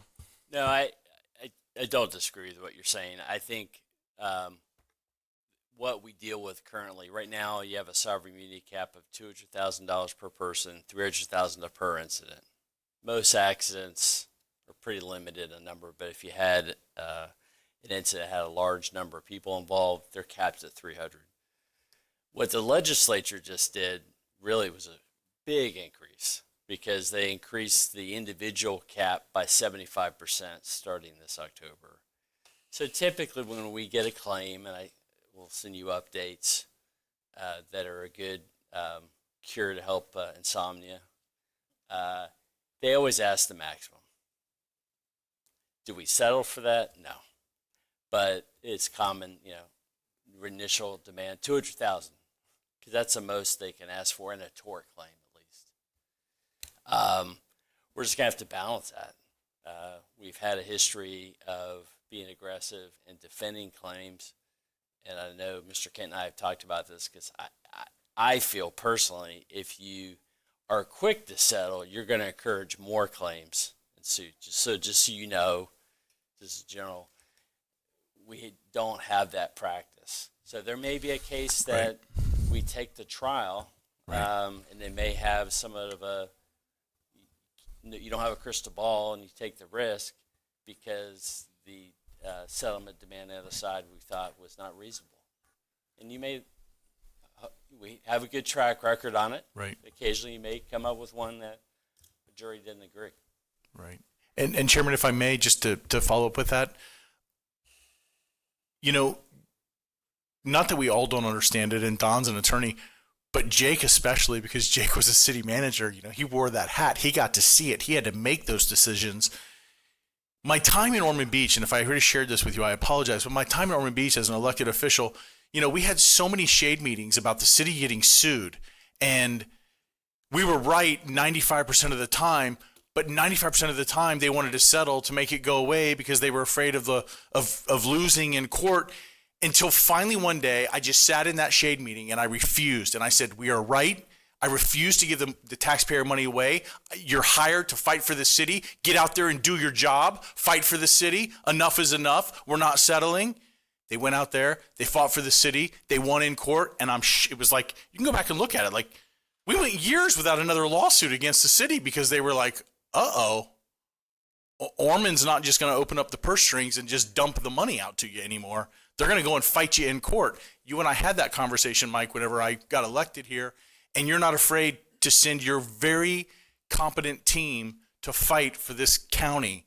And that's a wonderful, wonderful thing. I still stand on my concern about us increasing that. It allows that money to just flow out of here, and the other side knows it. Thank you. Don, Jake, Matt, any of the three of you have questions for staff, or are you ready to comments? Question. I had a question too. But Okay. Don, you were up first. Go ahead. Mike, I don't even know if you're allowed to share this with us, but do we have like an average settlement? That's certainly, I can certainly come up with that number. I don't have that number up to my tongue. Okay. Kevin's leaving. What's that? Kevin's leaving. Oh. I mean, taking out the extremes. I mean, if we just carved off the top 10% and the least typically, 10%. With these sovereign immunity caps I reference, only are going to apply in tort claims, which you know. Right. So if we get slip and fall, auto accident, those kind of cases. And when we get claims, we have a good idea when we're liable. So then it just becomes a dispute of, well, what's a reasonable amount to compensate that person? Going over their medicals, what is their prognosis for future pain and suffering, that type of thing. And so I would say typically in the cases that, in tort cases, when we know we're liable, it's a question of what is the reasonable amount. So you have a good team in place to evaluate that. We push back. I would say we're not an easy target, which I think you all would agree with that. And if there's times where we think settlement's in our best interest, we will come forward with that. Comment too, but this really was prompted, you can put this on me, was prompted by seeing this sovereign immunity cap change, just preparing. And if you don't approve it and we keep it as it is, that's fine as well. Okay. Jake, you had a question as well? I think you just answered it. What if we don't approve it? It's just a 2-week or 1 month delay in the settlement, right? Yeah, that's right. Thanks. Okay. Vice Chair Reinhardt. Thank you, Chair. Troy, you swayed me. You swayed me. Mark this down, buddy. So Hey, I will tell you this. I was first to whisper in his ear. I will tell you this. And just so everyone knows, he didn't whisper because I'm sure the No, that would be a newspaper is going to violation. say, "Oh, what did he say over there?" So if ever he's saying something, all you can do is say, "Yell from the crowd, point of order." I'll tell you what anybody says, but there was nothing about that. I said that comment, and I knew that someone was going to mention it. I will tell you, in the 30 years, in the 30 years of working for the county, we had an individual attorney who I'll name nameless. George, you and I have had this discussion before. And the jail. I can tell you right there, when you talked about individuals identifying what the cap is, there's your clientele. We had an attorney that absolutely went after the gusto every single time and got used to the fact that the county was going ahead and just settling because it was easy to do and it would be more cost effective to do. And in some cases it is. It is. However, we had a assistant attorney that told the county attorney, I'd like to take this individual to court. I mean, we're talking about historically over the years that this was happening, that this was transpiring. And when he finally did and won, that attorney never sued us again. So, yeah, so in favor of what they said, Troy, take it to court, battle them. Yeah. But there's your clientele, I can tell you that right now. So that's why I was leaning more towards that way. And I would say this isn't about the ordinance, but just about that. I'm assuming the governor's going to sign the sovereign immunity bill. Yeah. It's been attempted numerous years to increase it, sometimes more than what they ended up passing. And Troy, you brought up a very valid point, though. So thank you. Thank you, Chair. Councilman Dempsey.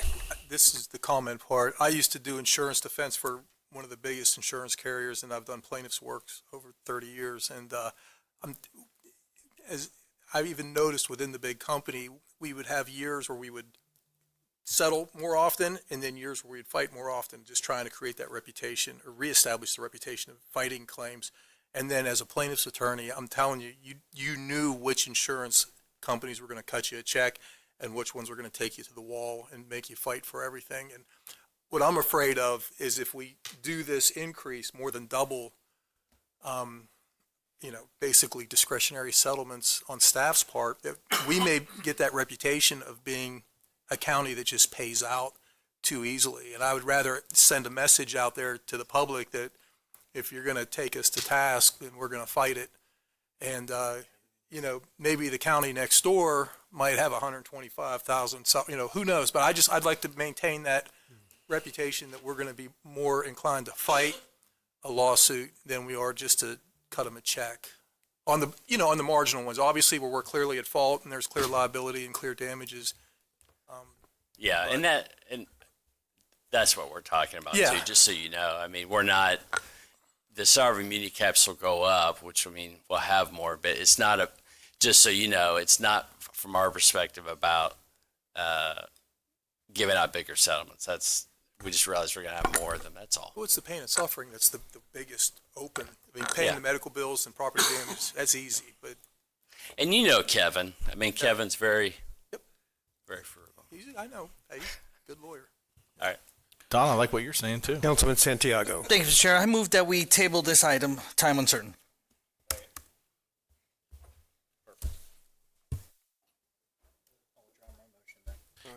Would the first motioner withdraw their motion? He just did. Oh, good. That cleans it up. Okay, that surprises me. The motion is to table time uncertain by David Santiago. And who made the second? Councilman Robbins made the second. All in favor of tabling this motion to a time uncertain, please say aye. Aye. Any opposed? Okay, item 7 is tabled. Item 8 is a quasi-judicial hearing on a proposed vacation in Seville. Does anyone have any ex parte to declare? None for me. I do not have any. None. Has anybody ever been to Seville? Once. No, just kidding. Motion to approve. Second. I've been there many times. Motion. Who made the motion? Danny.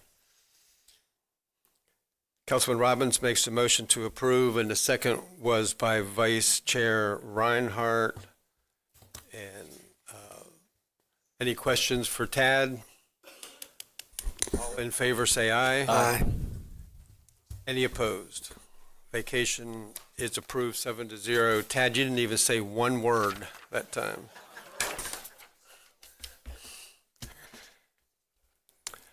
Item 9, Community Services Program Mini Budget Workshop. We have a motion to approve. Approve. You guys worked hard on this. Brad, before you start, I don't know if, was Carmen in the room when Michelle came in? Good. We sit behind the wall. Your staff worked, and this staff over here, that was a 2-year process to get to that. Thank you. And it wasn't because y'all were slow. It's because there's a lot of regulations and a lot of limitations. So well done. There is, and she's very happy where she's at, so I was glad to hear that. And I did not pay her. I told her Community Services was presenting today, so I didn't say cue Michelle Utter, but it was very nice indeed. So I'm Brad Burbaugh, the Director of Community Services, here to talk a little bit about our budget. I think the council's asked for a disciplined look at discretionary general fund use, and that's what you're going to get from us today. Is you're going to get the answers with the data, where exactly we spend all of the discretionary money in our department. A lot of you will probably be, some of you may be surprised to learn that that is $20 million out of a $160 million budget. There is about a $36 million general fund contribution to my department, but those are for the 16 million for mandatory items. So that would be like Medicaid, some of our ADM, the health department. So 20.3 is really where council has the authority. To run our department, it costs about 16 cents per day per citizen. We have over 19 funds that fund our department. So it's between voter-approved surtaxes, dedicated millages like the library, federal grants, impact fees, and earned revenue. We have been in a posture of fiscal restraint for over 10 years in this department. If you look at the 10-year growth rate of the department is less than 1%, and the average annual inflationary percentage is 4.5 over the same 10 years. So we've been in the, Donna, as the leader of this department, has been in the same posture as I continue to operate the department. The dollar in general fund contribution from this council that you approve leverages $4.49 in services and deliverables for our community. So when we get federal dollars, you know, I was jokingly told George and Suzanne we should be called the Department of Leverage, because that's what we do with our funding, is we leverage it with other people's funding. So in terms of library system, you know, Scott's team at Veteran Services, who's bringing benefits over almost $500 million since they've been in business, and benefits for our veterans they brought to this community that is being circulated in this community. Last year, there 3 of the 5 divisions in my department took cuts. It's about $700,000. We're in a similar posture as we prepare this year to recommend cuts. If you look at similar departments in coastal communities, we've done a comparison and benchmarking, and I'll share those counties with you. But the national average for a department that provides the services that we do is 0.8 to 1.2 persons per 1,000 people. We operate at 0.58. So we are a lean machine, and I've addressed the rest. So this is just an example of what you're looking at in the department. Over the last 2 years, the department's general fund contribution has declined 1.7%, while CPI rose 2.9%. So it's a 4.6% gap that we've absorbed through efficiencies over the last 2 years that I've been in this seat. Over 10 years, the general fund growth trails inflation as well. So I think that this side represents the fiscal restraint that you will see in my department under George's leadership. And I think that it paints a good picture as we are continually to do less with more. And I think that is our motto in this government. And who did it is Carmen, basically. And these were not one-offs. These are planned reductions, and due to administrative realignment, being able to push more of the time of our team onto the grant section, and UF-IFAS Extension also working with us to take some cuts. So who had the largest cut at 11%. So you can see there, you know, who was making cuts, and these were not just one-off things. These were planned cuts to really find efficiencies in our department, outsource when it made sense, as we've done in some of our community assistance work. But I think that what you will see as this kind of austerity posture is exactly what you would expect to see if you have a department that's standing in an austerity posture, is that we are operating at or below every benchmark in terms of other counties. And for this benchmarking process, we used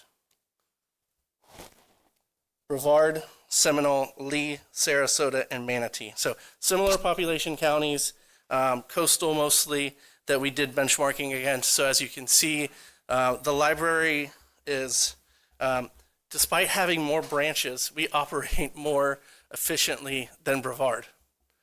Many of these. So you're looking at our, per capita expenditure for libraries is 45, the national median is 46, and the Florida average is 48 to 55 of those. Parks and Recreation, we've,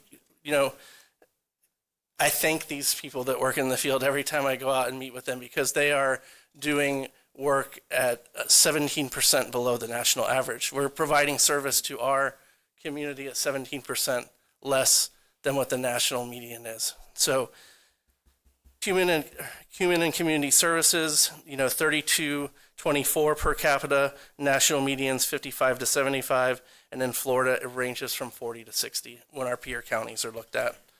Veteran services, this is one where we want to be below average because it's a cost per contact point. So that's what we're looking at. These guys spend an hour with folks, so I could see why it would be an elevated cost of $27.17. But think again, last year Scott and his team brought back new benefits that they helped secure $16 million to our veterans in this community. So I would just say that being lean is not aspirational in our department. It is what we do. It is an assessment that's earned. I think the fiscal discipline story of this department is that Volusia taxpayers get core services at the lowest per capita cost among comparable Florida counties. That's the headline today. Oh, I hit the wrong button. So we'll start going, we're starting in the Resource Stewardship Division, the only portion of the Budget and Resource Stewardship Division that's general fund contribution is through the University of Florida IFAS Extension, our contribution to Extension. So as you know, the UF IFAS is a program area. It's part of the land grant institution that was introduced by President Lincoln. So I say that starting with President Lincoln because many of the programs that we are implementing at the ground level are conservative programs that were adopted by conservative Congress, reauthorized by a conservative Congress, and continue to be refunded by conservative, leaders in our nation and at the state level, because these state and federal grants that we're leveraging, of course, from those folks. So UF Extension really is the R&D arm of our ag industry, which is over $100 million impact in this community. And they're helping our fern growers or other horticultural folks when they find bugs. They're now a newly introduced bug from South America. How do we get rid of it? How do we protect our livelihood, essentially?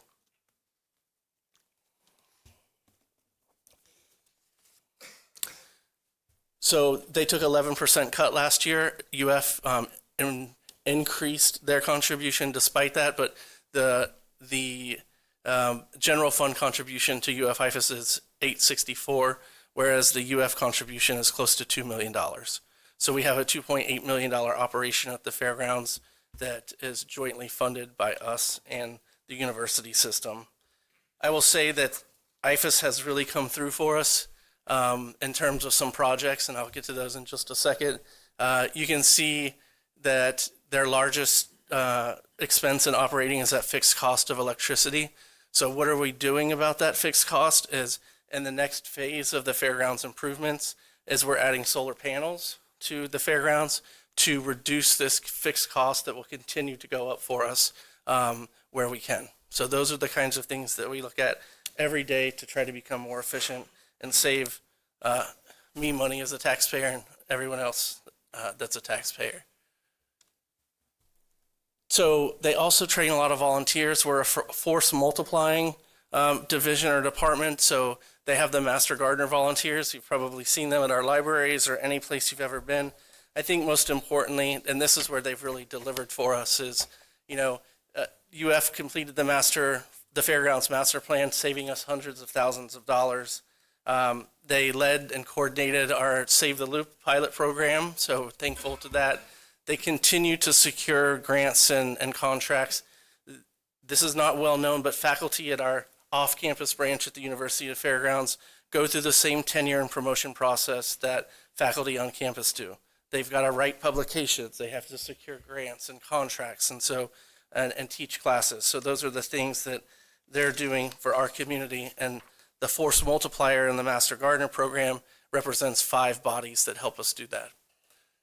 Next is the library system, which serves nearly half, a little over half of the population with library cards. If you haven't encountered our library staff at community events giving out library cards, it's really a sight to see. Look for the blue shirts.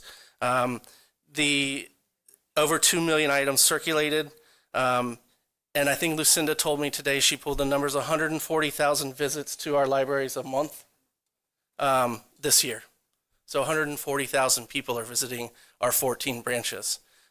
They're a community resource hub, and I'll give you an example why that's the case. But this gives you a snapshot of our circulation. And we do a kind of a secret shopper survey for folks who've used the library afterwards. Randomly selected, so it's a statistically valid survey. 9 out of 10 people who respond to that survey say they would recommend our library system to others. We have 187 FTEs in the department, mostly people on the ground doing the work to help our citizens. This supports a 14-branch system that helps us have a distributed service system. We are all of the time moving people around, providing coverage from one library to another, so our team is cross-trained so that we can do that. So the 23 million is a dedicated millage in the library system. The total expense is offset by $612,000 in department revenue.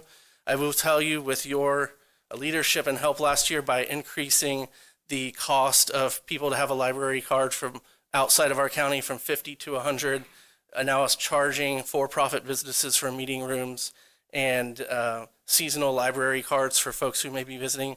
We have significant, I say significant, over 10% increased our revenue in those categories. So we continue to look for things to diversify our revenue. I think this is the most important thing, and it tracks with doing more with less, is that we've had a 30% reduction in the millage over the last 5 or 6 years. So you will continue to see us getting more efficient, using technology, and finding ways through public-private partnerships to stretch our taxpayers' dollars. As it should be, our largest expense is collection materials. I won't go into it today, but I think we have a really grassroots-informed collection development system where we get thousands of emails a year from residents asking for different things, and we track that and look at when we have multiple, and then we buy those products for our collection. We also know which branches will circulate that product more than others, and so we move it there so we're not buying one for every library. One of the things that Lucinda and I have worked on since I've been in this seat is really, how do we make this community asset even more of a community asset? And I think that aligning with the Florida chambers, being on your reading level at 3rd grade, I think for this council, the most important thing to understand is that if you're not on reading level at 3rd grade, you're more likely to seek government assistance during your lifetime. We have 57% of the kids on 3rd grade reading level in our county. So we have made a concerted effort to increase that. And Lucinda serves on the Early Learning Coalition's board and Councilmember Troy's place. So thank you for that. And she has aligned our work with them. But also, we do a lot of workforce readiness. So people who are looking for jobs, can come. We had 120,000 adults last year receive technology training.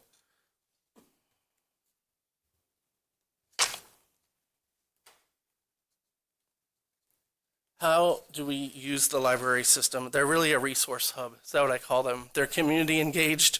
I've worked in other counties where the library was the library, don't ask for nothing else.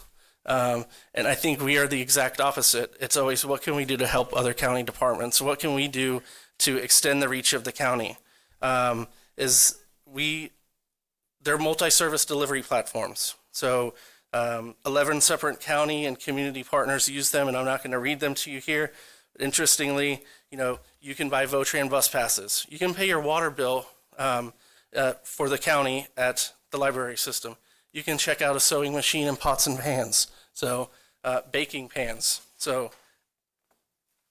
I think the library system is a jewel, and many of the patrons believe that as well, and the Friends of the Library System. They contribute a lot to our operations each year in terms of all of our summer programs. They're the ones paying for things outside of normal operations, speakers, clowns, entertainment for children. So they're a good partner to us. Community assistance is the next division. One of the things that we understand is 47% of our people are living from paycheck to paycheck. And that's just the nature of our economy. These are the people that we're helping, and they're working. 36% of them are working. They have a working person in their household. We are in a unique situation in Volusia County where if you look at counties across the nation, where about 16% of their population are seniors. We're at about 26% seniors. And so we have a much more vulnerable population that needs crisis assistance. We are not providing long-term assistance here. We're providing crisis assistance to people who are experiencing a crisis. And their budget's $2.7 million. So next, of that $2.7 million, how do we break it down? You can see here in this slide. But the most important thing is that they are our infrastructure for receiving these state and federal grants. They manage over $32 million in state and federal grants on average, getting those out the door. CDBG, home. When we bring all of these things to you, we're making sure in the agenda items to say state, federal grant funds, state, federal grant funds. These are entitlements. And what that means is that we're entitled to these programs based on what our taxpayers put into the system. So if we don't want them, they will just go to another community. They're not going back into the reserves in DC. So one point I want to make very clear is if it wasn't for Carmen and her team, we would have never been eligible to receive the DR funding, the CDBG DR funding. It was because we had the infrastructure and the track record of having a good track record with HUD that we even considered for that $400 million or $360 million allocation. It would have went to the state as it had done in the past. And when it goes to the state, you know what they have to use 70% of the dollars on? Housing. So because of our leadership in this area, we were able to reallocate in your leadership and wanting to spend it on infrastructure and housing. I think that's a kudos to Carmen and her team. This is the look again that we are moving a lot of the staff time in this. So you have a $2.5 million budget. I think 30 something staff, 44 FTEs, 34 right now. This department is we have some positions that are grant funded. So when COVID, we ramped up to 68 employees. When we've distributed that money, it comes back down. And so those are the things that we're trying to be flexible and responsive, relevant, responsive, and flexible in this division. So the Children and Families Advisory Board, this is a discretionary council. In the past, just said this is a priority to us. It is, of course, discretionary. I want to be very transparent about that. But I want to say that it's discretionary funds, but it's managed exceptionally well because we have performance-based contracts in place that we've done since this council has been seated. It's a cost reimbursable grant, so they're not getting a lump sum. They're, getting reimbursed based on desk audits each month and then yearly audits. They're now competitive. In the past they have, it's been the same agencies. I think that there was no competition. We've introduced competition back into the system, which I think is good. But this is, this is prevention, and I'll show you just some data and why we do this. The sheriff uses this model at his teen center. It's a prevention-based model. I'm sure, David, you're familiar with prevention-based funding for juvenile justice or other systems, is that it is allowing us to prevent the intervention at the front end, and prevention is cost less than the more costly intervention on the other end. These people don't go away that are being served if this money is cut. They just show up downstream in a costlier intervention. So you're looking at youth development, the Boys and Girls Club. In combination, these individuals leverage our dollars. We're providing a small gap, but we're looking at the different categories. You're looking at a significant, I think almost $20 million in funds that we're leveraging with these partners who are using ours to leverage with 24 million, rather, sorry. Here it is. So 24 million in match dollars that's committed by these. And one of the metrics I did ask, because I know this council likes to see this, is, what percentage of that is private versus government? And it's pretty close to, I think, 30 or 40%.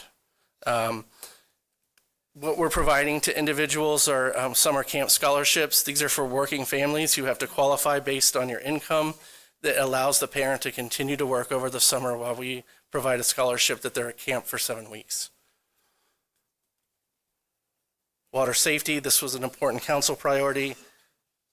But why is this important? So if you look at, our $500,000 investment in youth development with the Boys and Girls Club, and that serves 1,184 youth. It's $478 to keep that kid in camp. It's $95,000 for youth to be detained in the criminal justice system. So if just 5 out of the 1,100 kids that we help don't go down the wrong path, we have made our investment back. The same for senior services. We provide service to 247 seniors. This is things like a ramp to get into your house now through our partners. So it's $103,000, and we pay a portion of this. We actually pay the whole portion of our Medicaid contribution to the nursing homes out of it. So that's our burden here in the general fund. And so we have, just if you were, to help the, 100 seniors. I'm sorry, 5 seniors. 3 seniors. And that's all. There's a reason I was a social scientist. Just if you were to help 3 seniors, we would make our $247,000 investment. If we've kept them in their home, that is the goal of this program. Family support, again, I'm not going to do the math on the rest of them, but you can see here kind of, what the alternative cost is downstream if we're not helping with the prevention end. There's a reason why we adopted this model. It's a research-based model that's supported in the evidence-based practice. Alcohol, drug, and mental health. I think that this one is mandated. It is a mandated, there is a mandate to provide 25% locally. In previous councils, they have provided significantly more than the mandated amount. And so, this is something that we will come back to you as part of the budget process, or need direction today on what you would like in terms of having the full picture in front of you, which will return next month, which will have the full picture rather on, what are we looking at in terms of what the previous councils have provided to these providers, because the need is there. I will say that when we're talking about suicide rates, we're very high. Drug addiction, opioid deaths, we're in the top 5 in all of those categories in our community, and we've continued to be in the top 5. And so, based on that, previous councils have provided more, but we understand the reality given property tax reform. So the key here is that 25% locally leverages $13 million in funding from the state and federal level. Parks, Recreation, and Culture, everyone loves Tim Bailey. He does a lot of good for our community for a very reasonable price. But if you're looking at the operations, this is what his team manages, 43 facilities and 147 miles of trails.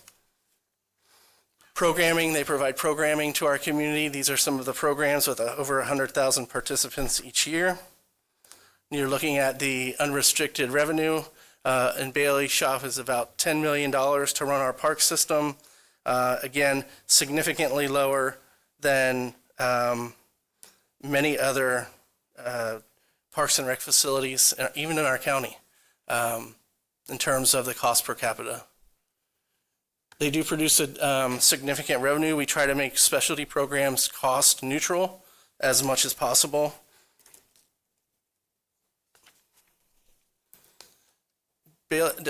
Tim has been excellent as developing partnerships, has been the keystone of our success in Parks and Rec and why we've kept that number down. As these groups either operate and maintain something for us for $1 a year. We will provide them with support as needed in terms of capital. If, for example, Councilmember Reinhardt has asked us to work with the BMX shop to get a design in place where we could maybe expand, but they continue to operate for $1 a year. So those are some of the things that we do in the park system to keep our costs low. Tim's team is about 100 folks, heavily concentrated on the operations and maintenance side. What is the largest operating expenses? Of course, is maintenance of buildings and grounds. Veteran Services is the last division that I'll present to you, $1.26 million. This is the smallest division budget in the department and took a 7.1% cut this year. So, Scott and his team are constantly looking for ways, and one of the things that we did this year is implement technology that allowed us to eliminate two positions.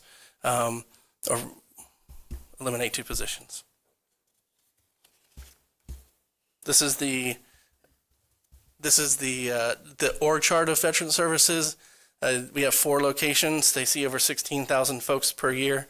The technology that we're implementing is we're really ahead of the curve. The RAND Corporation does a study every 5 years for the VA, and really there's 2 segments of the veteran population that we're serving now, and it's the Vietnam vets, the older generation that wants to come in the office, and then the Desert Storm, post-Desert Storm or War on Terror folks who are still working and want to have an online appointment. And our system will allow us to do that now and schedule online as well. This is our program areas. I'm sure you're all familiar. We like to talk about our veterans, and Scott's team does a really good job of engaging the 50,000 residents that call Volusia County home. Largest expense, again, is the technology expense, but that, again, was offset by the reduction in force. What are their impact? I misspoke earlier. I said 16. It was $21 million in new benefits that they brought to our veterans in this community. We have a reputation of having a stellar team.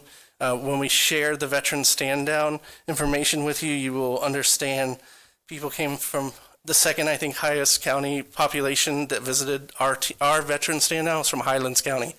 That's a pretty far drive. So I think over 15 counties represented. About 15 counties came to our veteran stand down. So they provide home visits when necessary, but looking at our $1.26 million investment in general fund, the return on that is $16.7 when you look at the benefits that they're bringing back as economic development, is what it really is. What are we doing to make ourselves more efficient? We have actions across all departments have realized $1.3 million to date in savings. And here's just a list of some of those savings and efficiencies that we've looked at. I think this is the question that the elected officials ask us: have you looked for efficiencies? Yeah, we've looked for them. We continue to look for them and to capitalize them or find partners who will work with us to help us realize efficiencies. We have some slated for next year as well. I think this department's commitment to delivering core services at the lowest sustainable per capita cost while preserving that federal, state, and private leverage is documented throughout this presentation, and we're here to take any direction that you have on our budget. Okay, thank you. For questions, Councilman Johansson. Thank you, sir, and thank you very much, Brad. In one of your first slides, it showed an overall decrease in budget. Was that at the same service level, or did you drop service level to get to your current budget? It's actually 18% increase in service. So Increase we in did service the calculation. So it's through technology, we're able to increase our service levels. Got it, and you're still trending in that direction. Yes. Our under George, it's do more with less. That is our motto. Yeah. You say under George's leadership, then you roll your eyes. I roll my eyes? George's leadership, he's making us cut more. Just kidding. Do you see the library going to a more digital format as the years go on? I mean, am I going to be able to grab a book? When do I stop coming to the library because I can't grab a book anymore? Yeah, I think that, if you're using a digital subscription, you're still visiting the library because it's a library software. I thought we would see that, but the numbers actually bear out that we are seeing increased populations. And that's actually, the Pew Foundation has done some research, and it will show the use of the library system when there's an economic downturn significantly increases. And I think we have 47% of your families living paycheck to paycheck. They don't have a lot of discretionary funds. And one of the places they can go is the library. Right. All right. I think my last question, it's more of a comment. I'll wait for, you mentioned that the ADM is a mandated amount, and we sometimes go above or stick with a mandated amount. But you said that we were, it's been top 5 and we're still top 5. So tell me, is the money we're throwing at the problem above and beyond the mandated helping? We've asked our service providers to provide that information. Yeah. So it will be part of the larger discussion this council has. Yeah, if the dollar spent is something saved or someone saved, I'm all for it. But if we're just throwing more money at the problem and say we gave more, then I would say yes. I've looked at the data that they're reporting, and I think, but the overall number has stabilized on some of these. We do the county health improvement plan every so many years, and that's really the snapshot that we use. We're seeing some stabilization in some areas, some increases really not in the past 2 years. Drug overdoses, when Dr. Fulchers came here, he's told you we've decreased from like 400 to 200 over the last couple of years, some drastic change like that. Is there any good science that from the mental health perspective that COVID's going to have a long-lasting effect on the percentage of people that had to go through that for one reason or another and are permanently mentally? Youth and seniors. You see elevated in those two vulnerable kind of populations. Was what the research is bearing out. It's still early when you look at kind of long-term effects of COVID, but the earlier studies will tell you those populations. All right. That's all the questions I have. I'll wait for comments, sir. Councilman Kent. Chairman, mine are just all comments, so we'll wait for Reinhardt. Vice Chair Reinhardt. Thank you, Chair. Just really basic questions. I mean, you talked about the solar panels at the farm or at the ag center. Where exactly is that? So when the consultants, this design will come back to you, preliminary discussions. When the consultants... Sneaking behind the curtain here. Yeah, when the consultants came back to us at UF, they said, number one, you have a warehouse in the middle of the field as the highlight of your fairgrounds, Hester Dougherty building, and the site is 99.9% shadeless. So people who can't be in the sun will never come out here. So the goal is to initial discussions is do sort of a the air conditioners at the Hester Dougherty building are failing. So we're going to move them to the other side. Okay. We are going to add some some permeable pavers on that side of the building with almost like a lean-to. That lean-to will provide significant area to provide the solar panels to power. The Hester Dougherty is the majority of that $60,000 bill. I was going to say It's that operates, 40,000 that's where of the majority of the 62. power is coming Yes. from, and the expense thereof. Okay, thank you. Going to the library. What's our busiest library? It's waffles between Port Orange and Ormond. Port Orange and Ormond. And monthly they're competing. Really? Daytona isn't up there, huh? No, sir. It's close. It's close? They're close. Okay. I was just curious on that. And then on... Well, I will say, adding to this, we're actually working on a dashboard that's alive. It's a feature of a software that we have. Yeah. And you will be able to see in real time, like how many visits were at this library today, how many things were checked out. It'll be super cool. And I'm glad you brought that up, because the reason why I asked that, we get asked the question, oftentimes you have our constituents that say that, what's your busiest library? And they're going to go to one that's not. So I'm just saying, so I'm glad you brought that up. So if you have that on the dashboard, that could prevent that, kind of like determining traffic. Right. So, and that's actually part of our new software that we have for Veteran Affairs.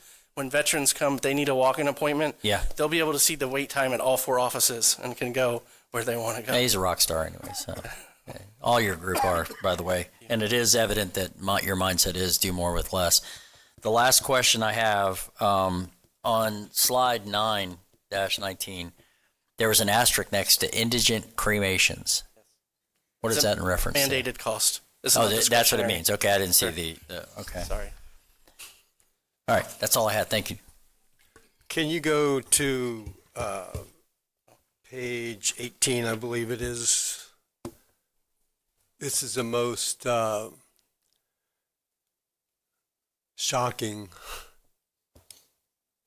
Which one was it, sir? It's on page 18. It's community assistance population served with budget, I've asked community assistance. showing the percentages of our, that one right there.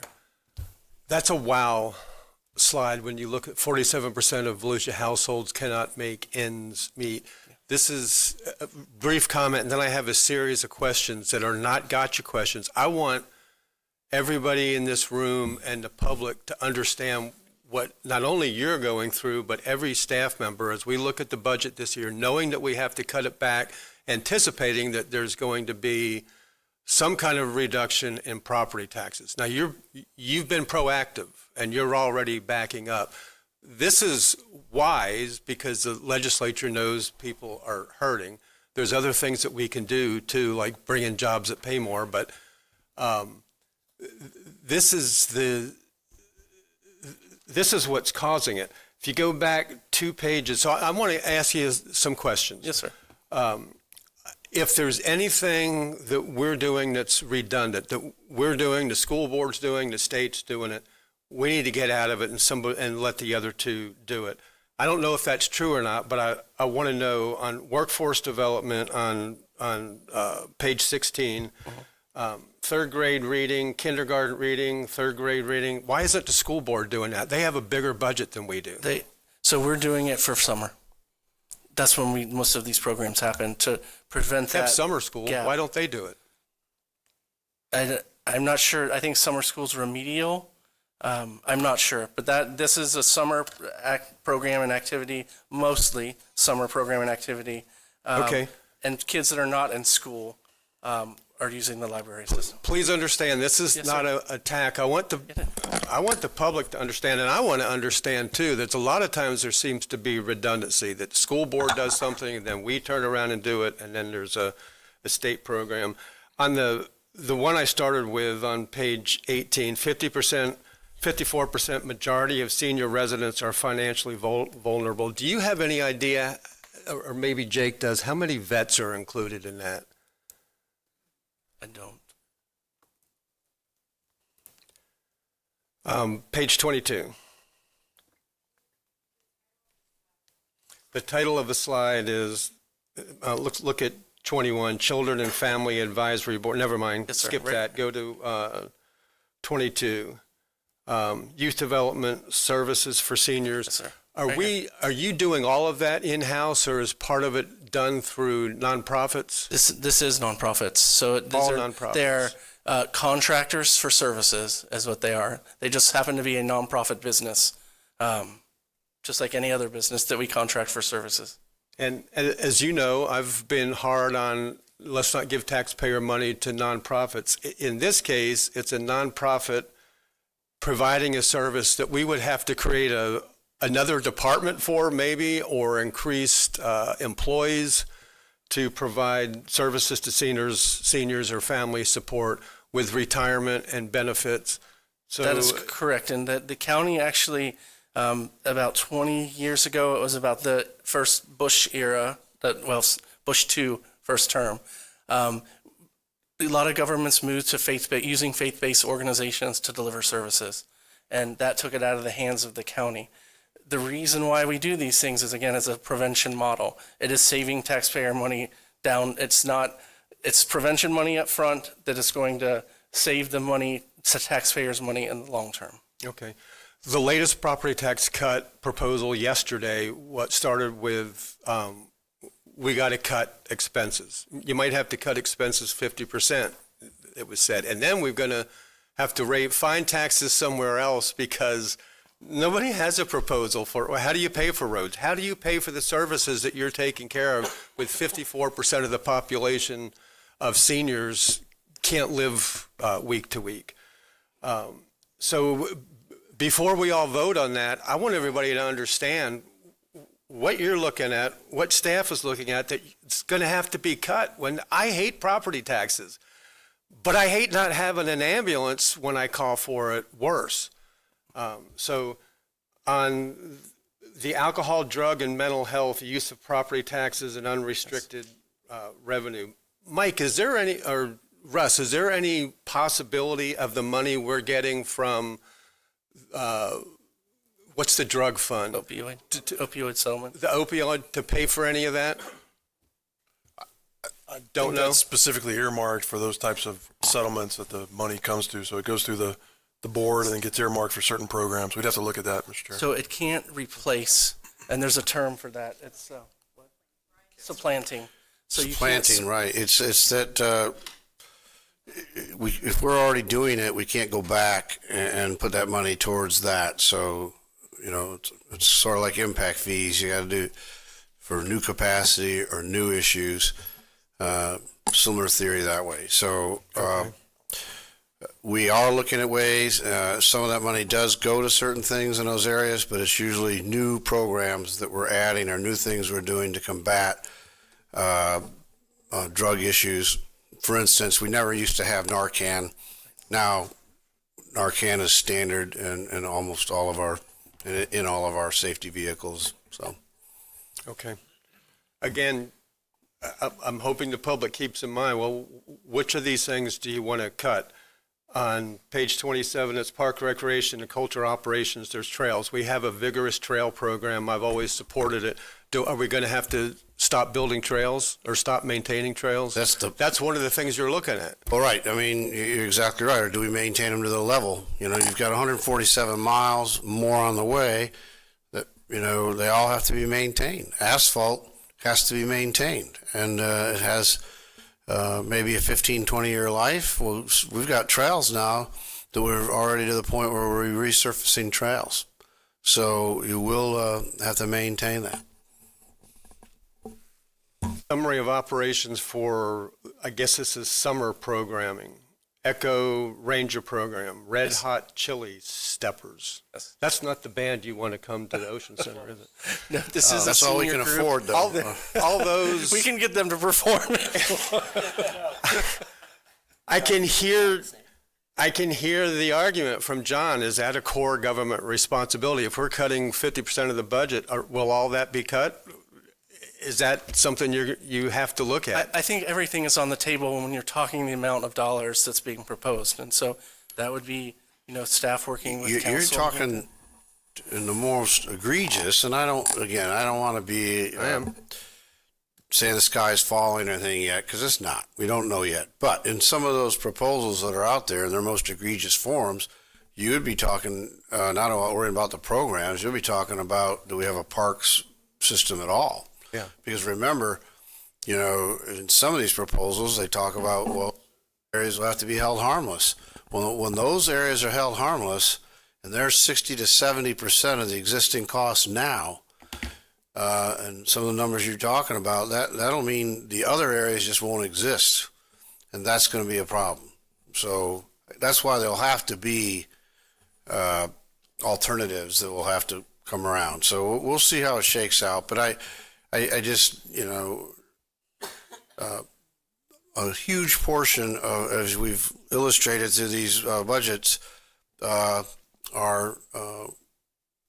they do a lot of very important things, and they supplement and they work with, as he said, are preventative, so that we don't have even more costs in those protective areas. So I think this has been a very good exercise to go through all that, and all the areas are certainly working towards ways that they can save. You mentioned about the libraries. Maybe, you know, schools could do some of the other parts of it. Well, remember also homeschoolers and a lot of other people are using our library too. So a lot of the community is out there doing alternative things. And so again, that'll be another difficult challenge. Homeschoolers pay property tax too. Oh, absolutely. But I'm just saying, and that's what, and we have that for them. I don't know if they can go to the school library or not. I'm not familiar with that, but I'm just saying, you know, we do provide that, the after-school programs. I know when I moved to the community back in, 1989, my family took my then very young kids to the library, and that's how we actually met people in the community. And they started their reading adventure right there in 1989 in our library. Well, it's, you know, when I say cutting, we may have to cut spending 50%. That's probably is, I hope that's the most egregious thing that but we don't know. They're not telling us, and they're certainly not telling us what the alternative is, except for the one yesterday. It says raise sales tax and raise some real estate fees. So we're going to trade one tax for another, but the fact is, Brad, that a big chunk of your group is helping the people on that first slide that I looked at that are already hurting week to week, and you're still looking at that. How are we going to cut veterans back anymore? We got to cut services back that are helping people survive. Last question on this is a parks, recreation, and cultural use of property taxes. There he is.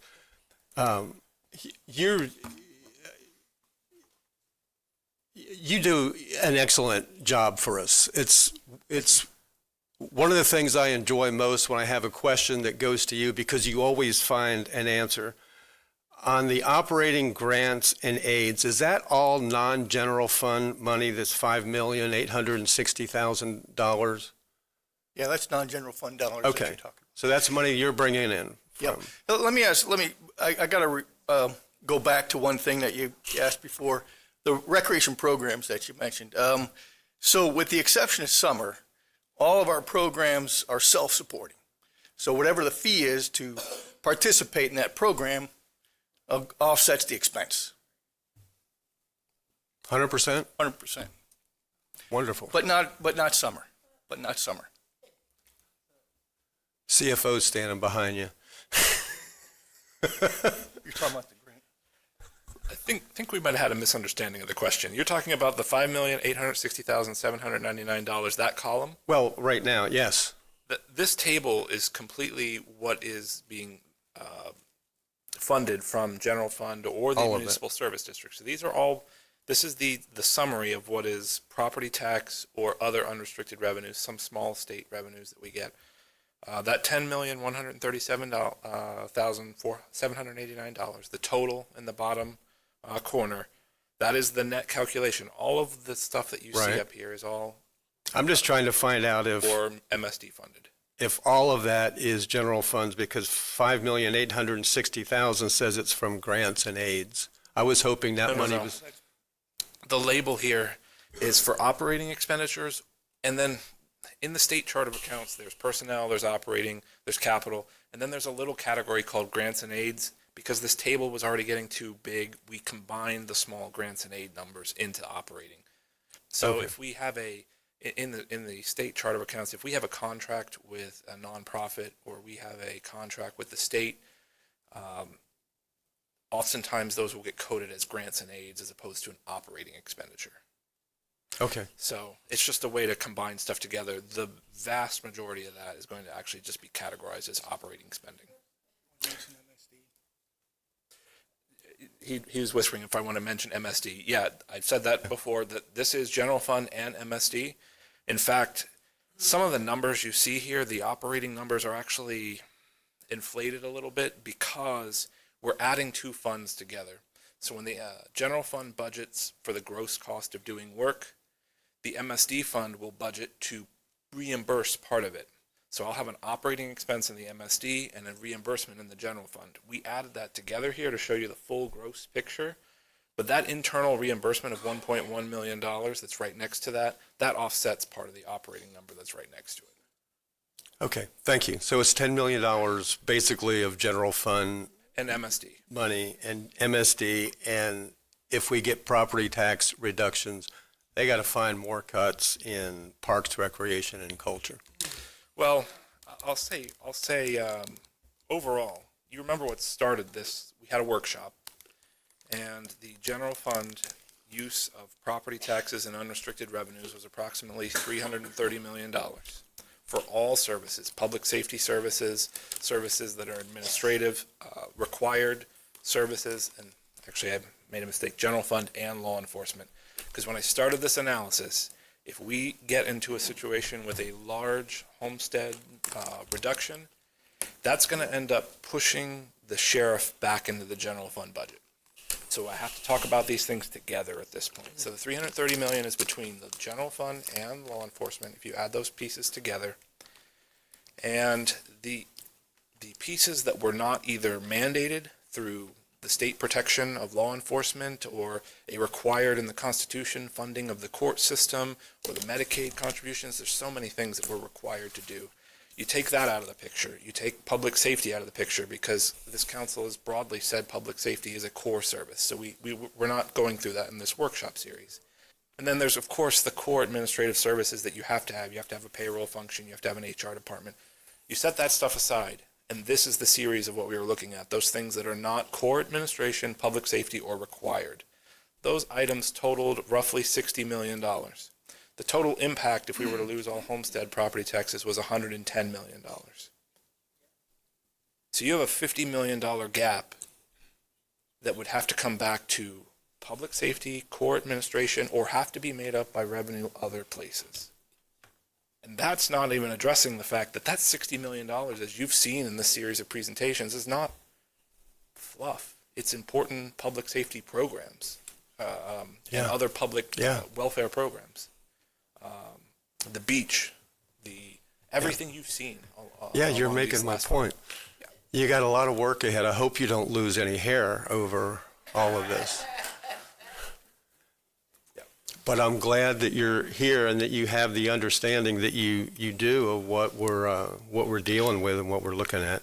Okay, Councilman Santiago. To approve and accept the report, move to the next agenda item.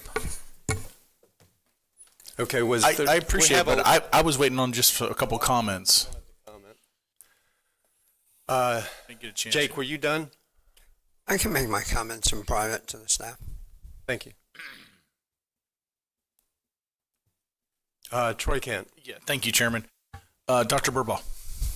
So, a little over 3 years ago, when this council was seated in January, one of the things that I brought up was making sure we were efficient and effective. And I have to ask you, do you know what happened to you tonight? No. You Roy Hobbed this thing. What does that mean? Do you know who Roy Hobbs is? The bowler? No, not a bowler. No, that's a good movie too. That's a good movie too. That's Roy Munson. Okay. That's Roy Munson from Kingpin. This is you Roy Hobbed this thing from The Natural. So your homework assignment from me tonight is watch The Natural. Okay? The guy was in a slump. And listen, I'm a fan of yours, but things have been kind of rough for a couple months, I think, for you. You Roy Hobbed this thing tonight. You were efficient and effective, and you knocked it out of the park. Do you know who Carl Malone is? Yes, I do. Do you know what basketball team he played for? It's the Utah Jazz. Do you know his nickname? No. The Mailman. Okay. And why was he called the Mailman? Because he always delivered. Because he always delivered. And honestly, I feel like that's going to be your new nickname from me. is Dr. Brad Mailman Burbaugh, because you're delivering tonight under budget. And you talk about Tim Bailey, and you mentioned it was a slide earlier. It was the benchmark, how we compare, and I felt like your math wasn't mathing on that. It was like a second slide or something. And not to call you out on it, but Please. You mentioned that we were like 17% below the national. Yeah. And when you look at it, no, keep going. Go in. There it is. Here we go. How we compare on Parks and Recreation, I was like maybe 17% compared to the Florida peer average, but like 17% of the total, I should Oh, okay. Much better. Because I was like, we're like 400 to 500% savings compared to the national average under Tim Bailey's wonderful leadership. But that library piece that you mentioned, because someone asked about, the most utilized library, which, by the way, is the Ormond Beach branch. The number one utilized library in the system, I believe, is Ormond Beach. Mostly. Yes. And but you said two things that I did not know. I had no idea you could check out a sewing machine, nor did I know that you could check out pots and pans. So for Lucinda, I have a request for you, is send this council 5 more things we didn't know you could check out. And I'm going to tell you why. Because we go to community events and we have different things where we're talking to our constituents, and I want to be able to tell them that. I had no idea you could check out pots and pans or a sewing machine or probably a unicycle is what you're going to send us, in the future. I just don't know. That's it for my comments. It was Brad, you're back on, man. You're on track. So anybody wants to know where to put their money, put it on Brad Burbaugh now, the mailman. Okay. Any other comments? Then we have, can I get we have a motion? I second David's motion. Okay. Councilman Santiago made a motion to approve the report, and Troy Kent made the second. All in favor say aye. Aye. Any opposed? And it's approved 7-0. Item 10.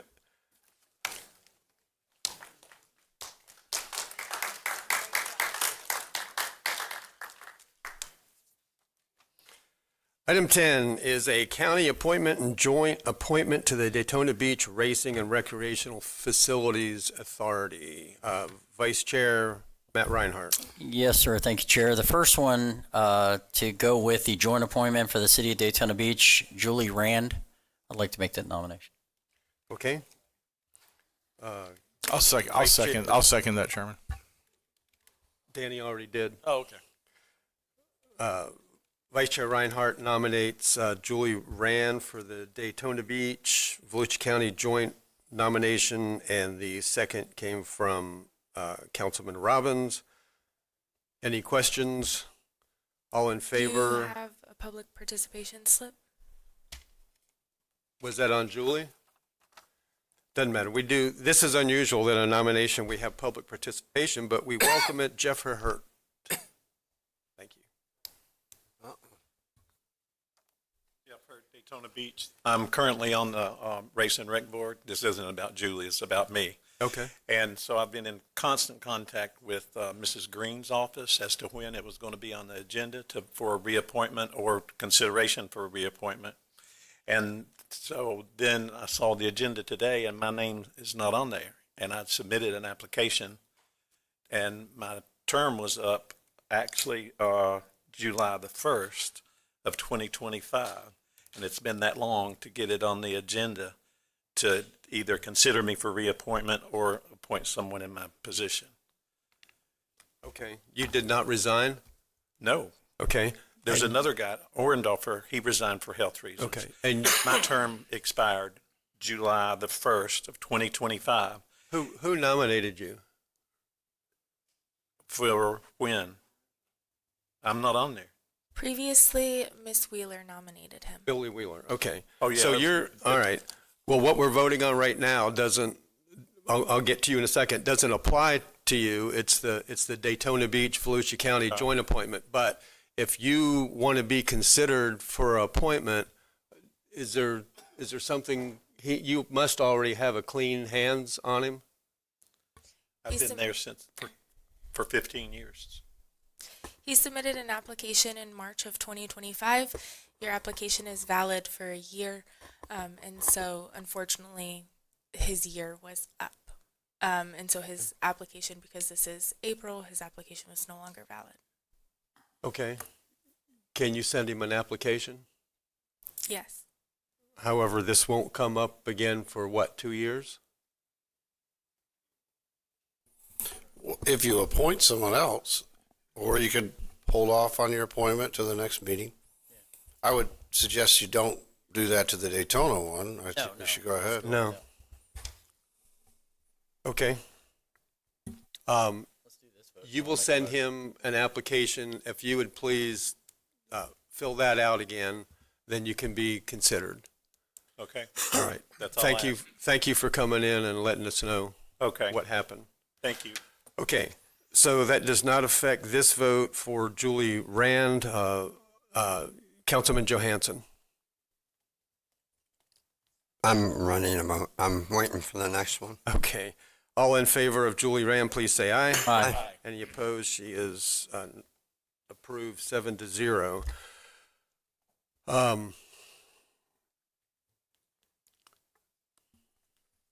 If we move to the next one, I think this is the nomination that Jeff Hurt is interested in.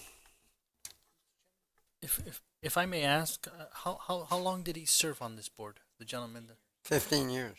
You know, I don't want to cause any delays, but you know, and I know he doesn't have an application in place, but I can tell you that I think 15 years is very grateful for the service, but I probably wouldn't support a 15-year person. I'd rather pick someone else new and just kind of rip that Band-Aid today.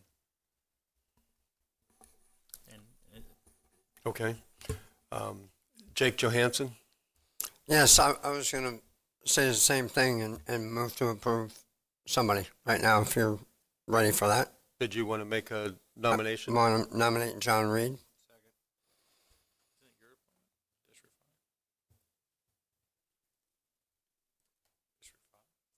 Jake Johansson nominates John Reed. And who was the second? Robbins? Are there any other nominations?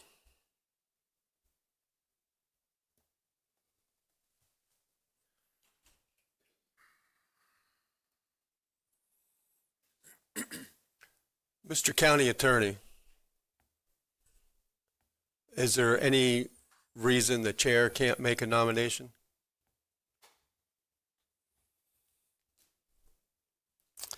No. I know I can't make a motion. You can, right. You can make a nomination. Anybody can nominate. Okay. I would also like to nominate Gus Zambrano. And Danny Robbins seconds that one also.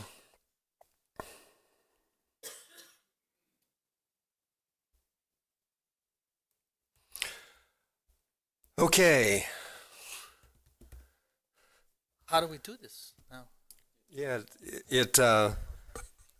If my suggestion would be that each of you vote, and unless you have another nomination, and who do you prefer, Mr. Zambrano or Mr. Reed? Unless, I don't know. I'm sure there's other ways. Chairman, a way you could do this is whichever one you wanted to do, Chairman, you could put it up first. You call the question. If the first person gets majority votes, it's a done deal. We don't have to do the second one. Okay. Don Dempsey? I was just wondering if we could maybe take George's advice and postpone this for 2 weeks to give this gentleman at least a chance to apply. I think that's probably the only equitable thing to do.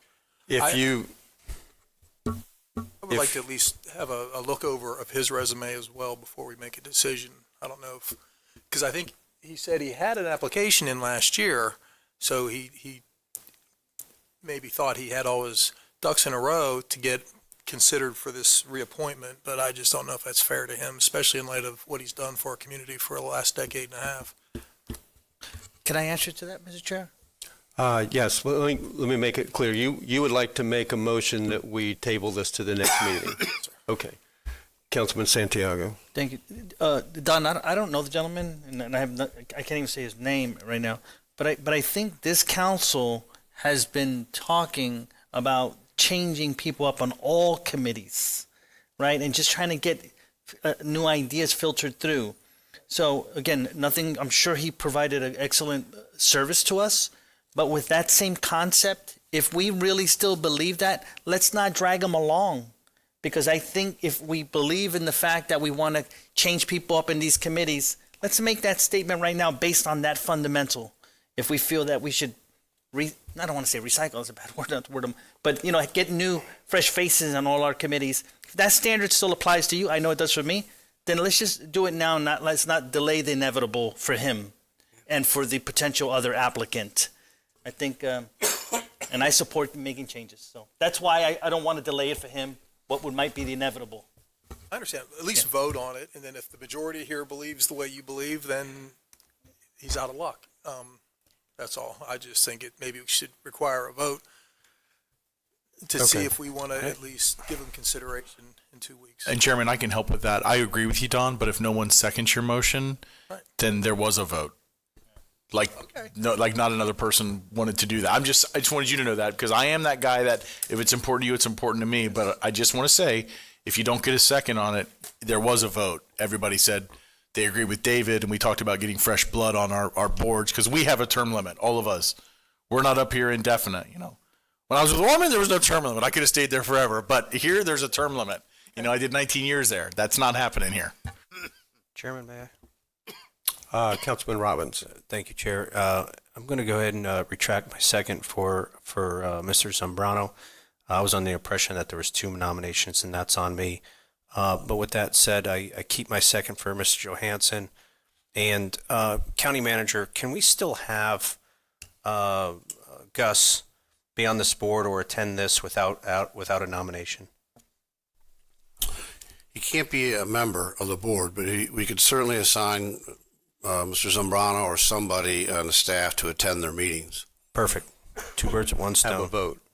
Let's have a vote on Mr. Johansson. Call the question. Gus would not have a vote? No, he would not, or whoever we send would just be someone there to observe and watch and report back. Okay.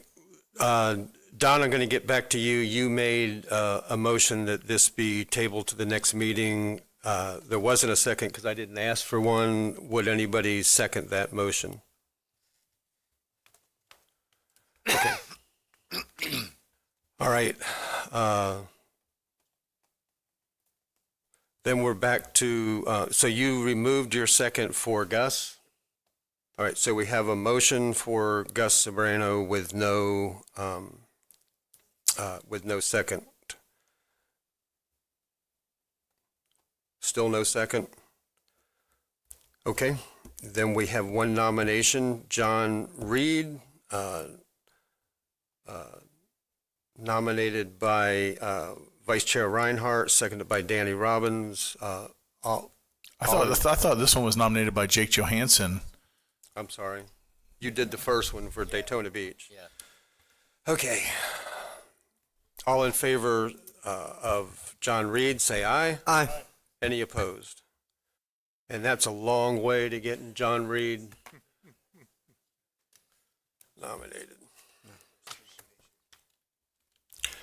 Item 11, District 5 appointment to the Volusia Forever Advisory Board. District 5. The only applicant is Ms. McCool. Move to appoint Mrs. McCool. Motion is made by David Santiago for Dana McCool. And the second was by Robbins. Any questions, comments?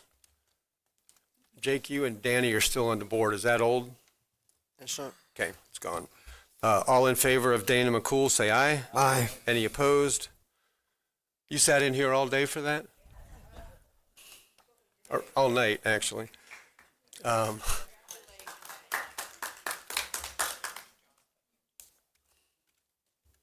are for the What are these for? They're for the end. Public comment at the end.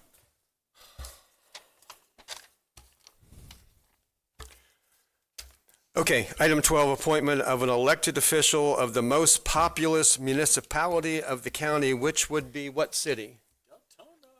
Deltona. Would anyone care to make a nomination? Yes, sir, Chair.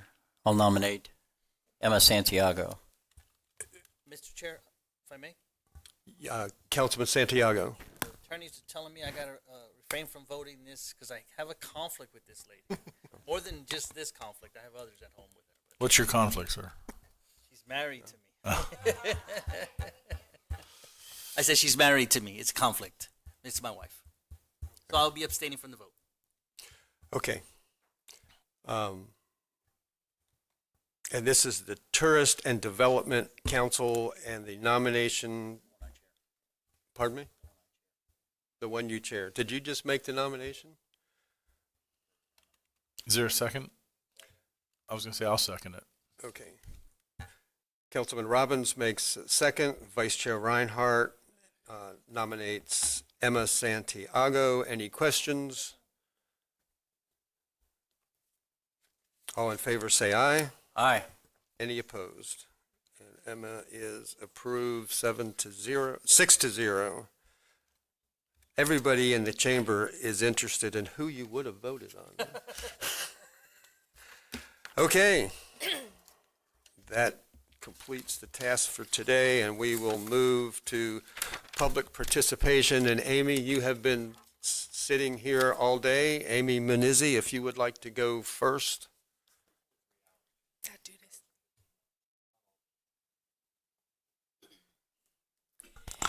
Amy Munizzi, DeLeon Springs. You know, I'm always here in front of y'all advocating for DeLeon Springs. That's my heart. That's the place I live and advocate for. And then I'm usually out of here because I have to get back to work. However, I do usually always listen to county council meetings all the way to the end. It may take me a couple days, but I get to the end of them. And I picked up something at the end of your last county council meeting that I feel needs to be addressed. And it was a comment made by the chairman, sort of telling Jake Johansson, Danny Robbins, David Santiago, and Matt Reinhardt that perhaps you didn't quite do your homework when it came to an amendment to our Constitution over something that did not affect 93% of the population, and also was something that is not even being used in Volusia County, a technology that's not even being used. And the idea sort of was like, if you guys want to come back and rethink it, you have the opportunity to do that. And I thought that was really disrespectful to y'all because the four of you have done your homework. You did do your homework. You didn't get on the social media train of hysteria about the poopy water and the black water and all the nonsense that was out there on social media. Instead, you did your homework. And you refused to get involved in that. And the reason why you did is because you're leaders. And I just want to say how much I appreciate the four of you as leaders doing that, because there's a lot of hysteria about this out there. And if you really want to think about this issue and you want to talk about poopy water, think about all of us who are on wells and septic systems. I know I have a well and a septic system, and it's the state of Florida. We also heard people up here say, I don't trust the science, I don't trust the government. But those of us who are on wells and septic systems, if you have a well, you trusted the state of Florida to give you a permit for that. It's the Florida Department of Health. And you trusted the science about how a well should be put in. Ours in particular has a 100-foot casing. That's pretty deep, and we still bring up nasty water filled with iron and sulfur, and we have to treat it. And then we have a septic system, and it's far away according to state regulations and according to the science. It's far away, that septic system, from our well. And theoretically, all the poopy water and the black water and the nasty stuff goes into a tank. It's held in that tank, and then the poopy water goes on out into the drain field. And theoretically, that percolates down into our aquifer, and it's clean by the time it gets there, theoretically speaking. But the truth is, especially in a drought like what we have right now, it would be very easy for that water to move in the aquifer. And for me at my house and my family to be pulling up that hopefully clean water into our well. So that's what's really happening for those of us who are on wells and septic systems. And how many of us get our water treated? Some of us do. How many of us get our water tested? Very few of us do. We trust the science. I trust my system, my very expensive system. So we ought to think about that. Thank you for your comments. Proof instead of the social media nonsense and Thank disinformation. you for your comments. Thank you. Once again. John Nicholson.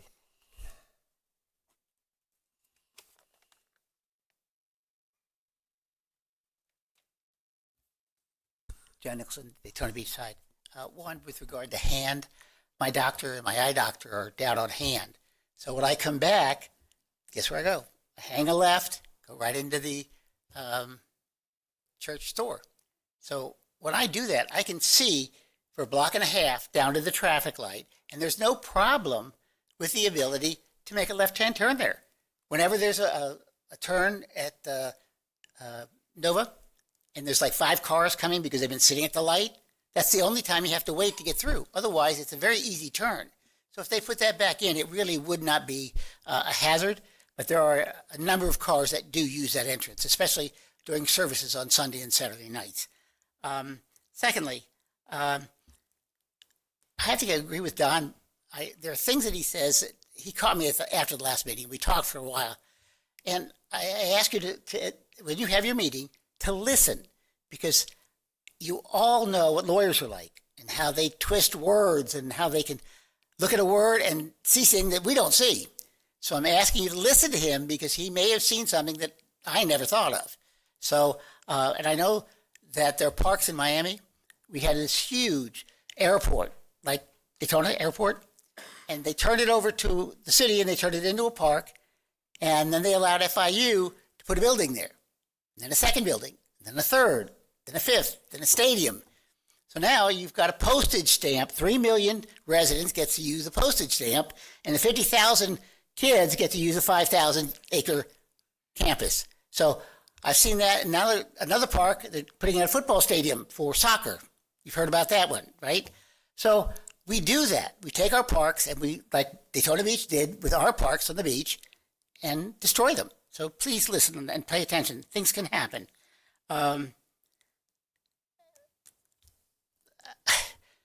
When we had this problem with the cultural arts, Danny made some comments, and it came across as anti-gay, and we had people coming for like the next 5 meetings saying it was anti-gay. It really wasn't. It was anti-woke. When he explained the idea, and I saw the picture in the paper about the drag queens teaching the kindergarten kids to read, that was a terrible, terrible image. The idea of having condoms taught in 1st and 2nd grade, that's terrible. It really is. So it wasn't anti-gay, it was anti-woke. There's something that popped up this last week, and it's in the paper. We've got to clarify that because I really don't think he's anti-gay. He may be, I don't know, but it's something that's got to be clarified because it can't keep coming up like Miller Lake and the cultural arts kept coming up. It's going to haunt him, and if it haunts him, it's going to haunt you guys as well. Thank you. Thank you. Kat Pante.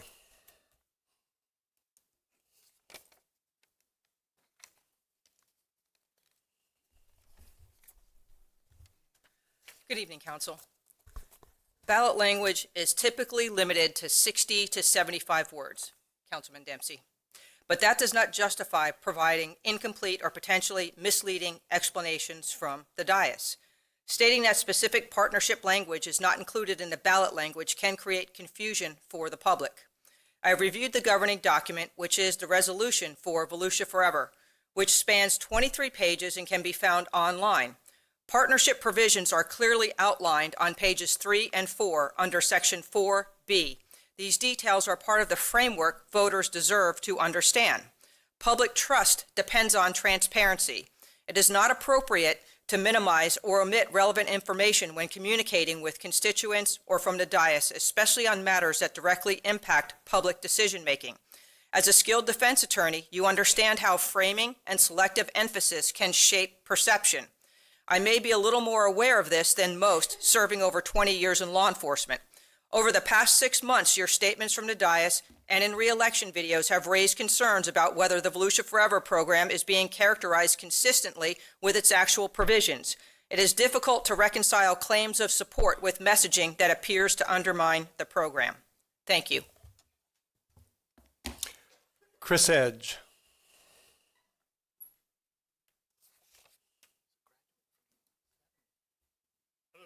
Chris Edge, DeLeon Springs.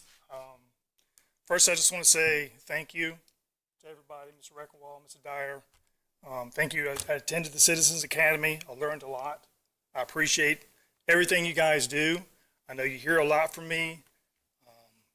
You get a lot of grief, not just from me, but from a lot of people. I don't think a lot of people realize the hours and the time that you guys put into all of this. I appreciate it. I didn't plan on speaking today, but I just got motivated. I was, there's a lady that, accused me of badgering this past week, and it kind of hit me hard. I do it out of love for the county, for DeLeon Springs. I'm a veteran from Virginia Beach. Lockheed Martin moved me down here in 2019. There was 2 places I said I would never go, Florida or California. Just, you can figure it out why. And here I am in Florida, and I fell in love with it. I fell in love with DeLeon Springs, and I have a passion for the area. I never thought I'd be a history dork, but I'm a history dork now. I fell in love with the neighborhood and the community and the people. So I work on the Space Coast. I drive to Brevard County. I have a condo there. I live there during the week, and I come back here on the weekends. I don't have to do that. I could afford to live in a better place, but I come back here. I want to make this place my permanent home. Sorry, I'm trying not to get emotional.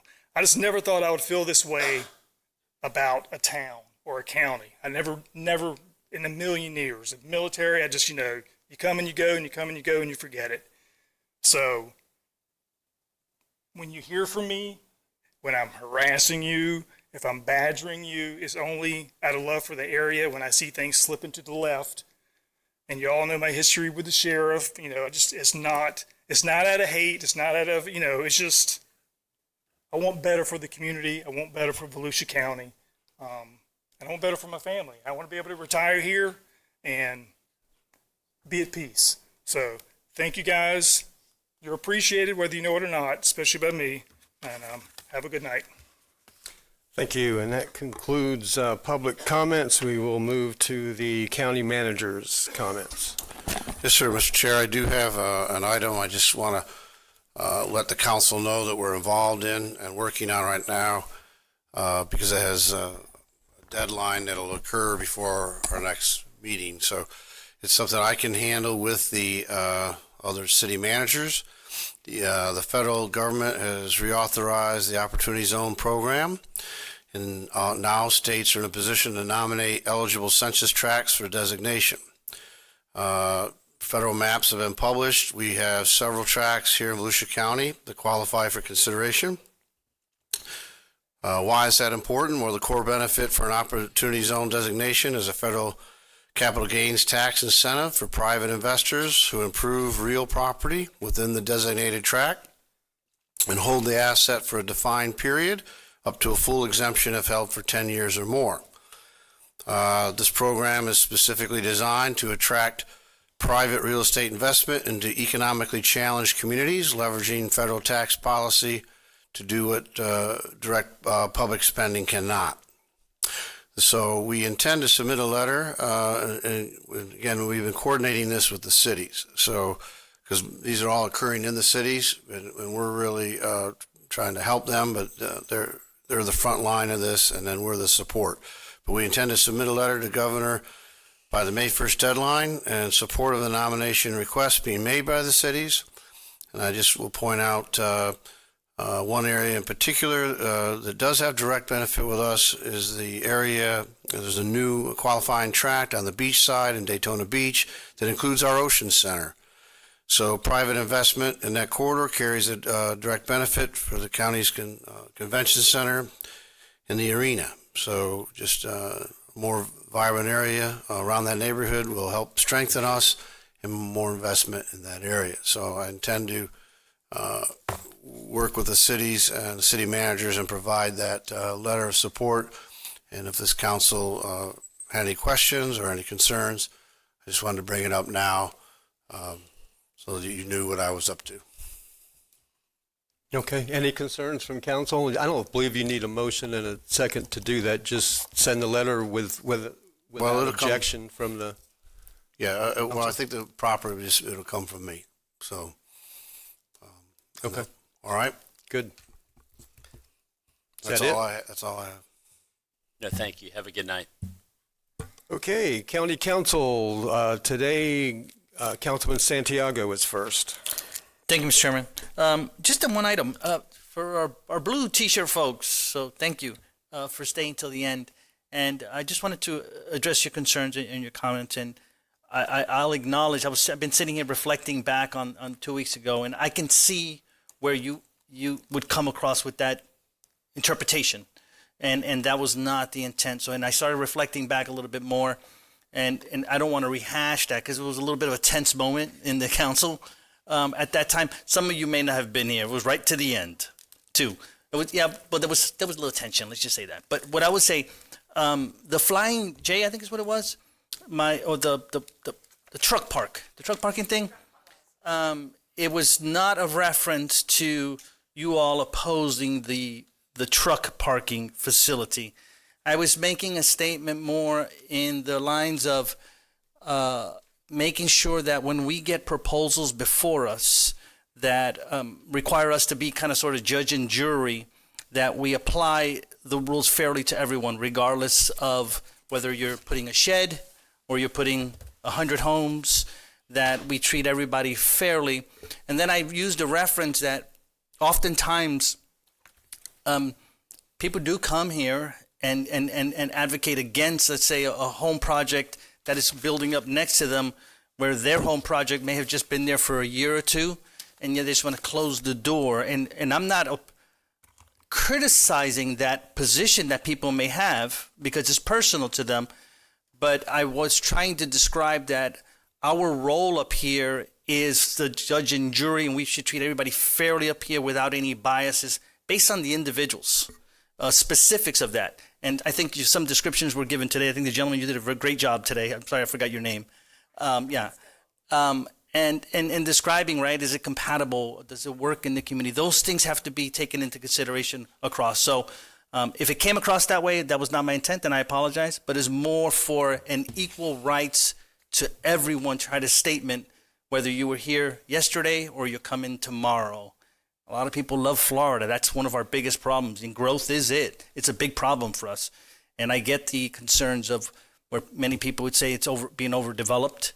The legislature is battling with that also. And I think some up here have said, that the legislature's taking a lot of our decision rights away. All right, so it's the toughest part of this job right now, and I've served for several years. So, but I hope that helps you better. So, and thank you for staying again. Thank you, Mr. Chair. Councilman Dempsey.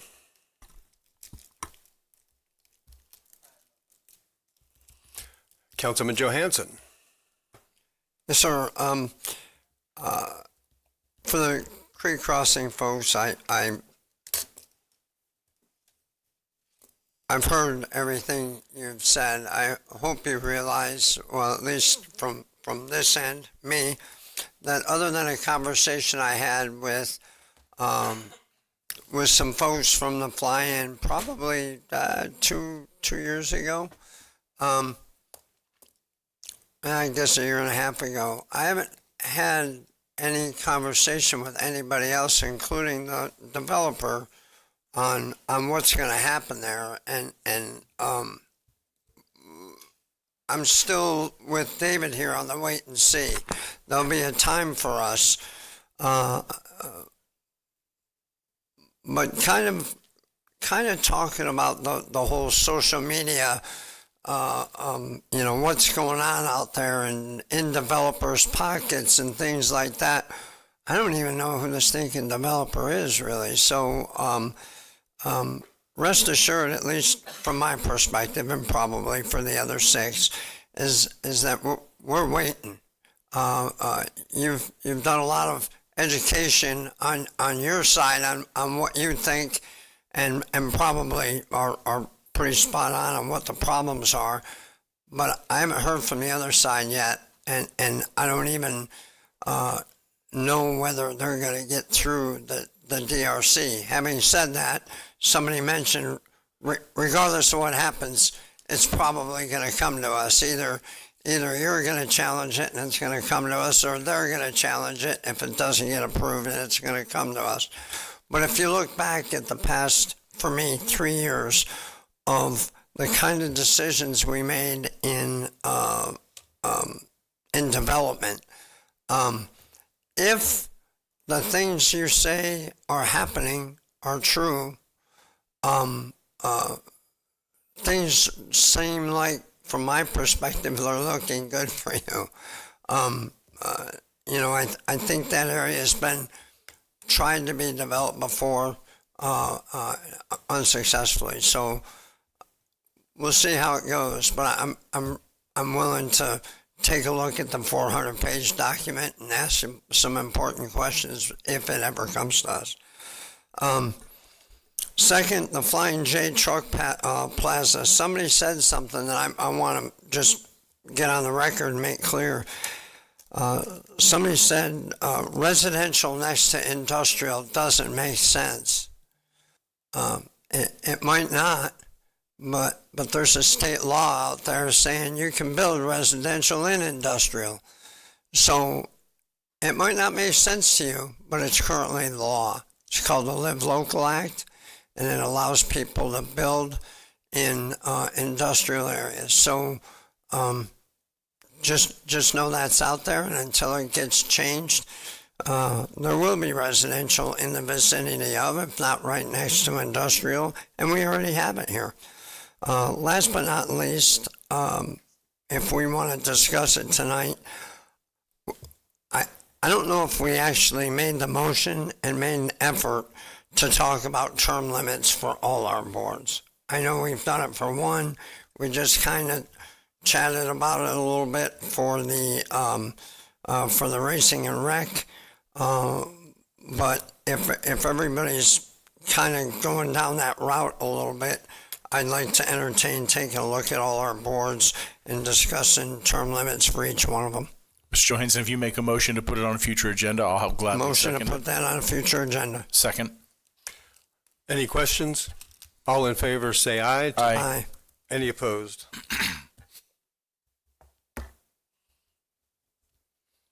And that's all I have, sir. Chris, did you get all that? Thank you.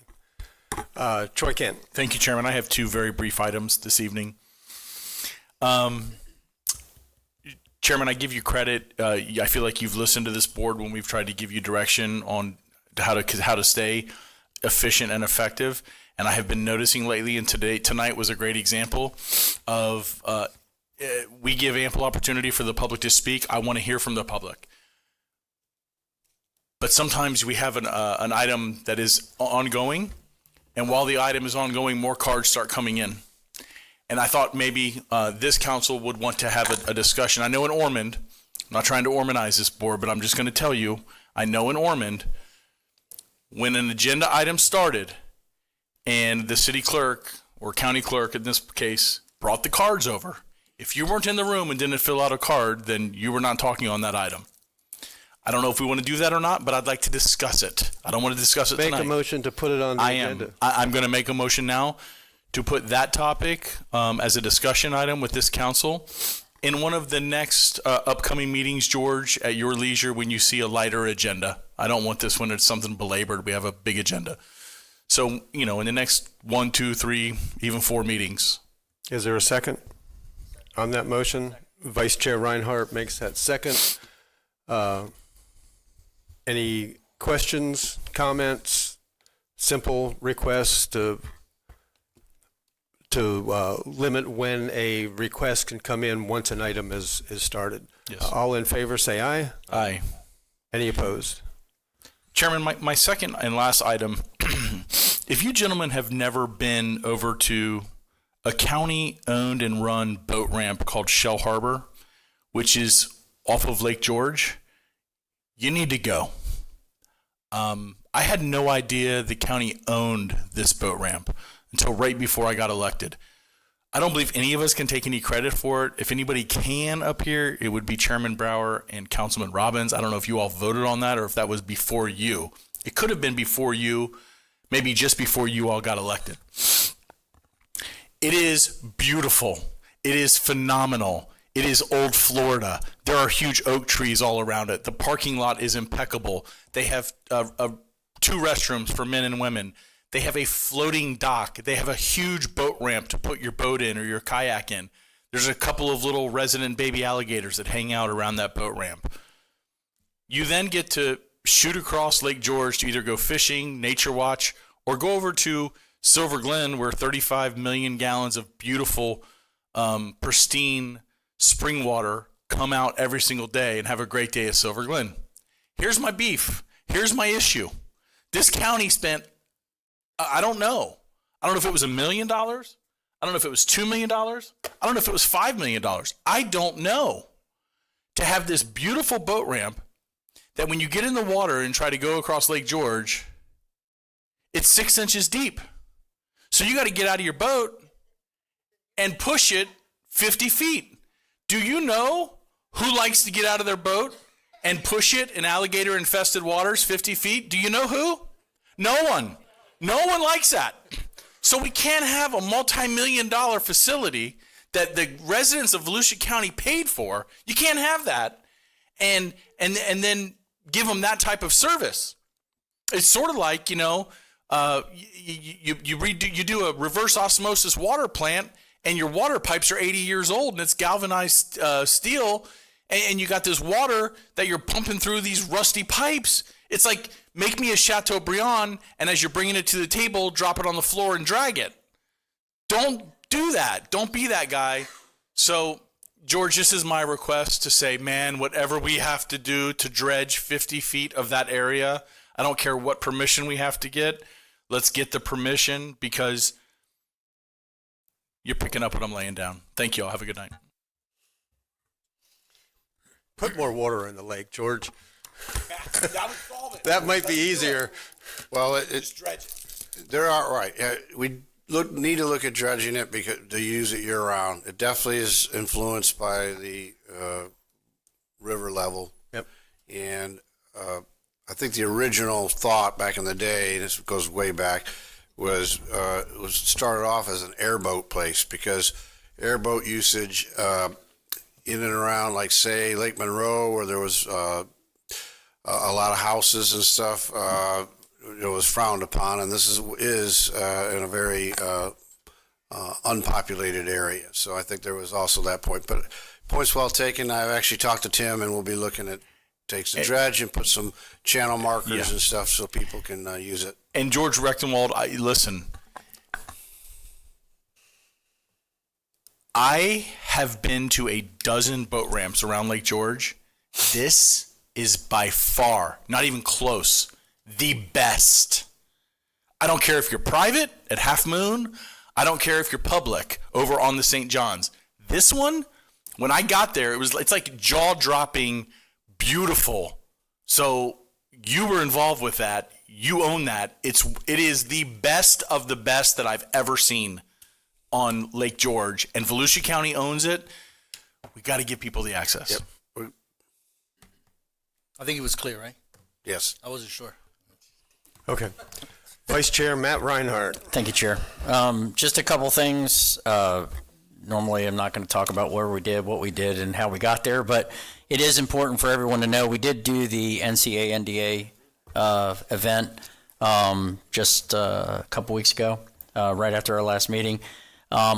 Shout out to the CVB. They did a phenomenal job. Lori Campbell Baker and her crew as far as assisting with that, and the legwork that her and her staff put forth, as well as us, to get them to come back. I could show you pictures, gentlemen, the thousands and thousands of kids, but all those kids have families, and probably the best behaved group I've ever seen.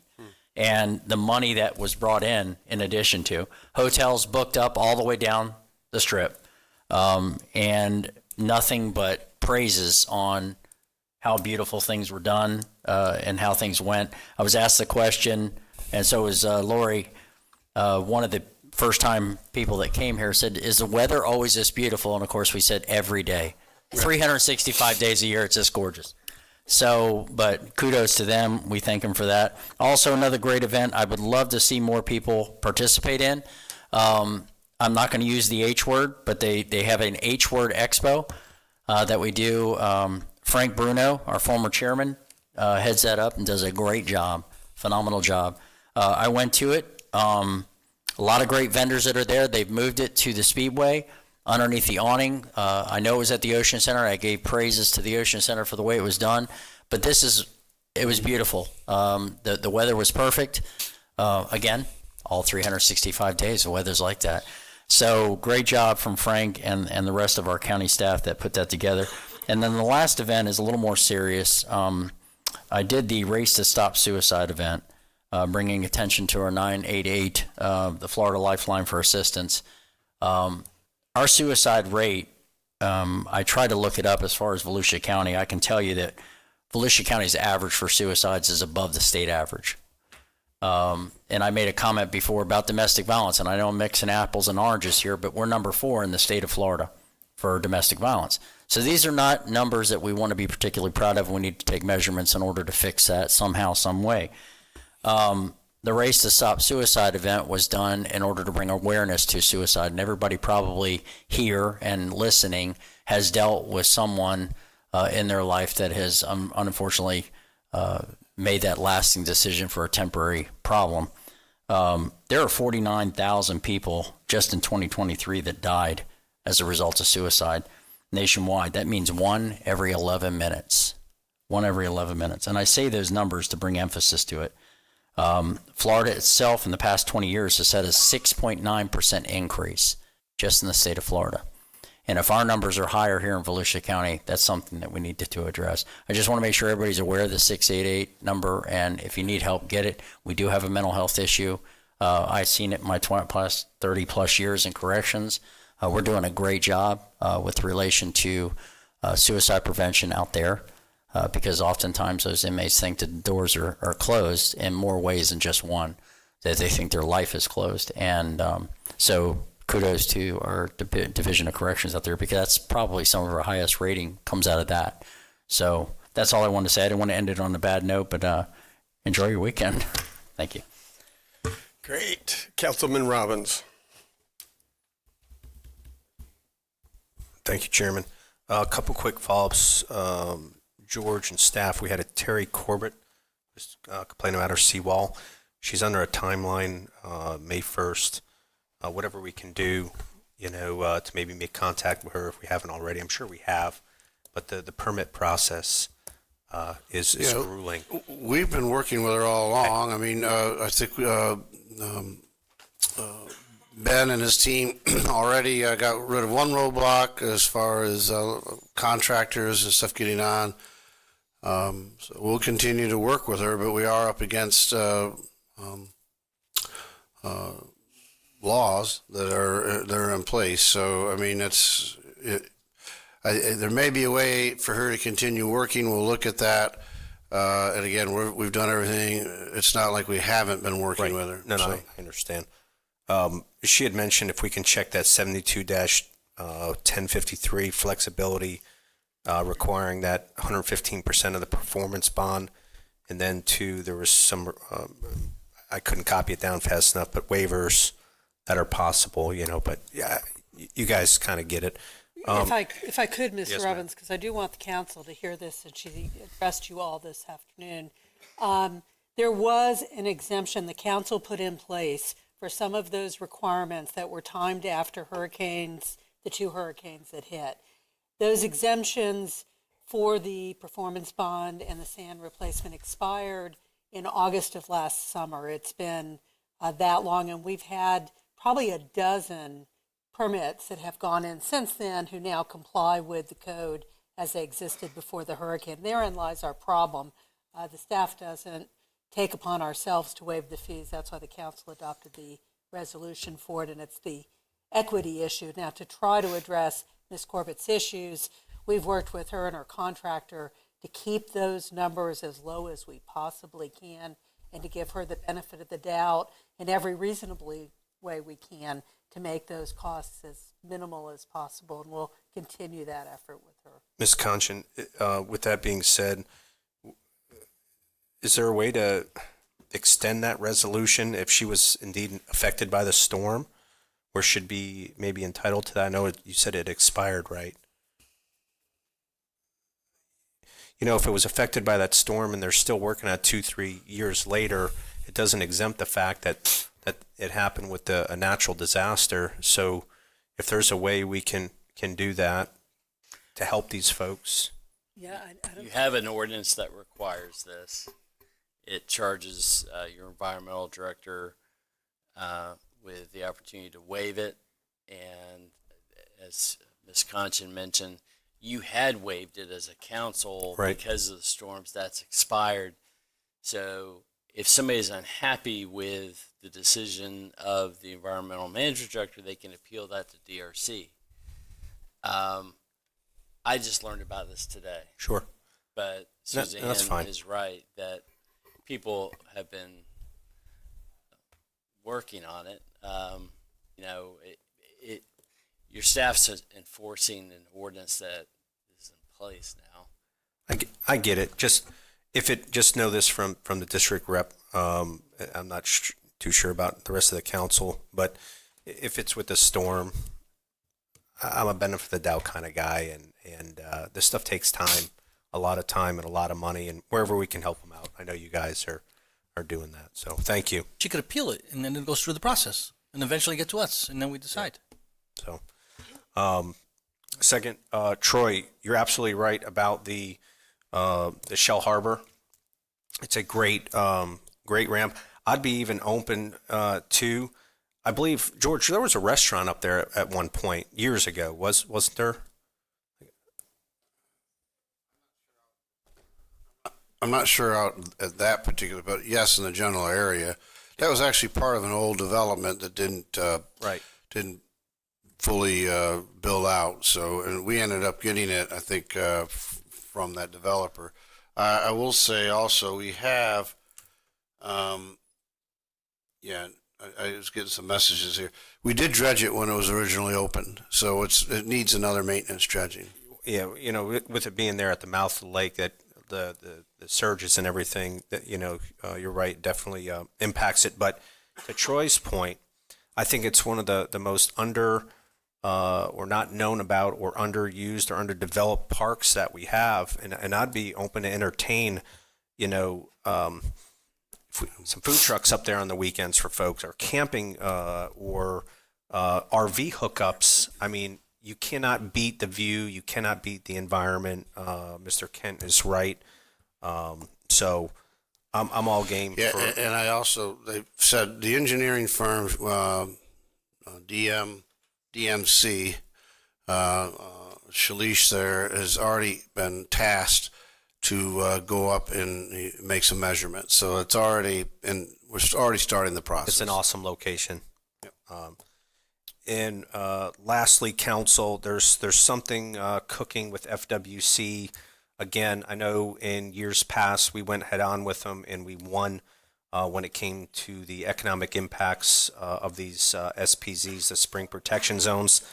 There's one down in my district now where the Merritt Island National Wildlife Refuge, and I mainly, but FWC may have some involvement in it if they're using any of their data. I received several calls from Myers Crab Company, some other commercial fishermen that have been fishing down there generationally, 100 some odd years, but they're looking at some possible new regulations that would impact the commercial fishery. It would kill my restaurants, the seafood restaurants we have left. It would kill our fish camps. any of our boat places, dealerships and boat maintenance. I'll keep you guys abreast. I'll keep staff abreast to that, but it may be something that, since the wildlife refuge is in my district, it might be something we have to get involved in to keep them from killing our economy down there. So that's it. Appreciate it. Thank you. Just a couple of things real quick. First, I want to say that I attended the funeral of Roy Johnson. Matt and I were both going to go. Matt actually asked for a proclamation to honor his life, and he had a conflict because he does a lot of proclamations. And I went and read the proclamation in his place. I just want to say that Roy Johnson was really well respected and honored at that funeral. It was so good to see other public servants there. He was the epitome. He was the example. He was somebody that we can all look up to at what a true public servant looks like. I know from the day I got elected, he came and offered encouragement to me. And at his funeral, I realized that he did that for a whole lot of public servants. And he's an exceptional man with an exceptional family.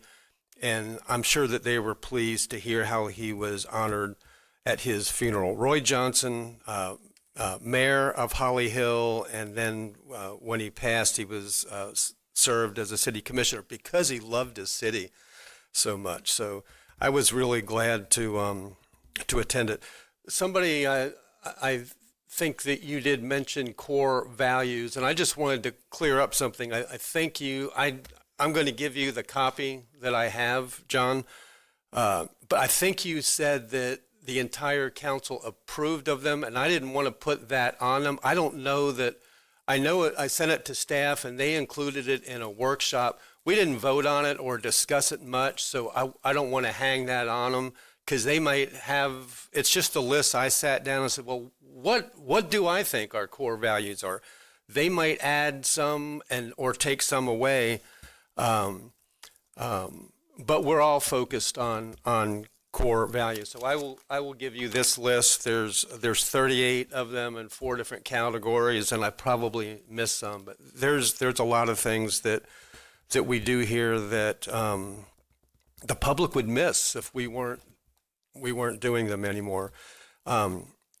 Lastly, Amy, to your comment, you said you remarked about a constitutional amendment. It was actually a charter amendment for the county on. Oh, thank you. Thank you for correcting me. For toilet to tap, those of you in blue shirts that don't know what it is, it's the practice of injecting cleanup sewage water into our drinking water because we don't know what to do with the amount of sewage we have anymore, or just placing it into the aquifer. I don't want to drink it. I have a regenerative farm, which is an organic farm. I also live in DeLeon Springs. We have beautiful water. I'm sorry you have such crappy water, but we have really clean, good water where I live on our well. And I don't want any city injecting their cleaned up sewage into our aquifer because it's all our water. It's all one water. And once you put it in the aquifer, it's in everybody's well. So yes, I and 2 other members here did vote to allow the citizens of Volusia County to vote on whether or not they think that's a reasonable practice. Do we think we can clean it up good enough to add it to our drinking water or put it in our wells? My vote is no, which is why I've worked for 2 years with a company called Reovation, who instead of forcing homeowners in DeLeon Springs to spend $40,000, $60,000 to get to a new septic system that removes 40% of the nitrogen, Reovation has a much less expensive insert that goes into your existing tank that cleans up your tank, cleans up your drain field at a fraction of the price of forcing you. Many people in DeLeon Springs would just lose their homes if they were forced to completely redo a septic tank and a drain field. And so they are it took me 2 years working with them and going to Tallahassee to even get a permit to test it. We finally got a permit, and Stetson University with Dr. Anderson and Dr. Bean are doing an independent test on that system to clean up existing septic systems, we could clean up the state of Florida for a fraction of the money instead of spending trillions to replace every septic tank. So I'm sorry that you took the fact that I reminded the council of what we can do as disrespect. It's my job as chairman to give information. That's not something that's usually done where somebody brings something up for a revote. Mr. Kent has done it before on votes that he's taken and came out on top and then wanted it brought back up to have a revote. It's so rare. That's why I brought it up. No disrespect intended to anybody, but as chair, it's my job to bring up information of things that we can do. 3 of us voted for it, 4 of us didn't want the vote, and it would still take a supermajority vote, so it would take 5 of us. So I reminded them of that, and I'll probably do it again because it's really important to me, the water that we drink and the quality of it. I don't want to drink cleaned up sewage water. That's why I brought it up. And everybody has asked me, not everybody, several people has asked me about this tie. It's my celebration tie. Today is my wife's birthday. I've spent all day here, and I don't regret that. I ran for this, and I enjoy being here. She worked with my daughter all day, moving cows around and feeding cows. She loves that as well. Her and my daughter are out eating steak dinners right now, and I'm going to leave at 8 o'clock. I missed dinner and go home, and I'll see you this weekend. It just so happens we're both going to the same concert on a beach to enjoy. I'm taking Terry there, and maybe we'll run into you and your husband there, but this meeting is adjourned at 7:59.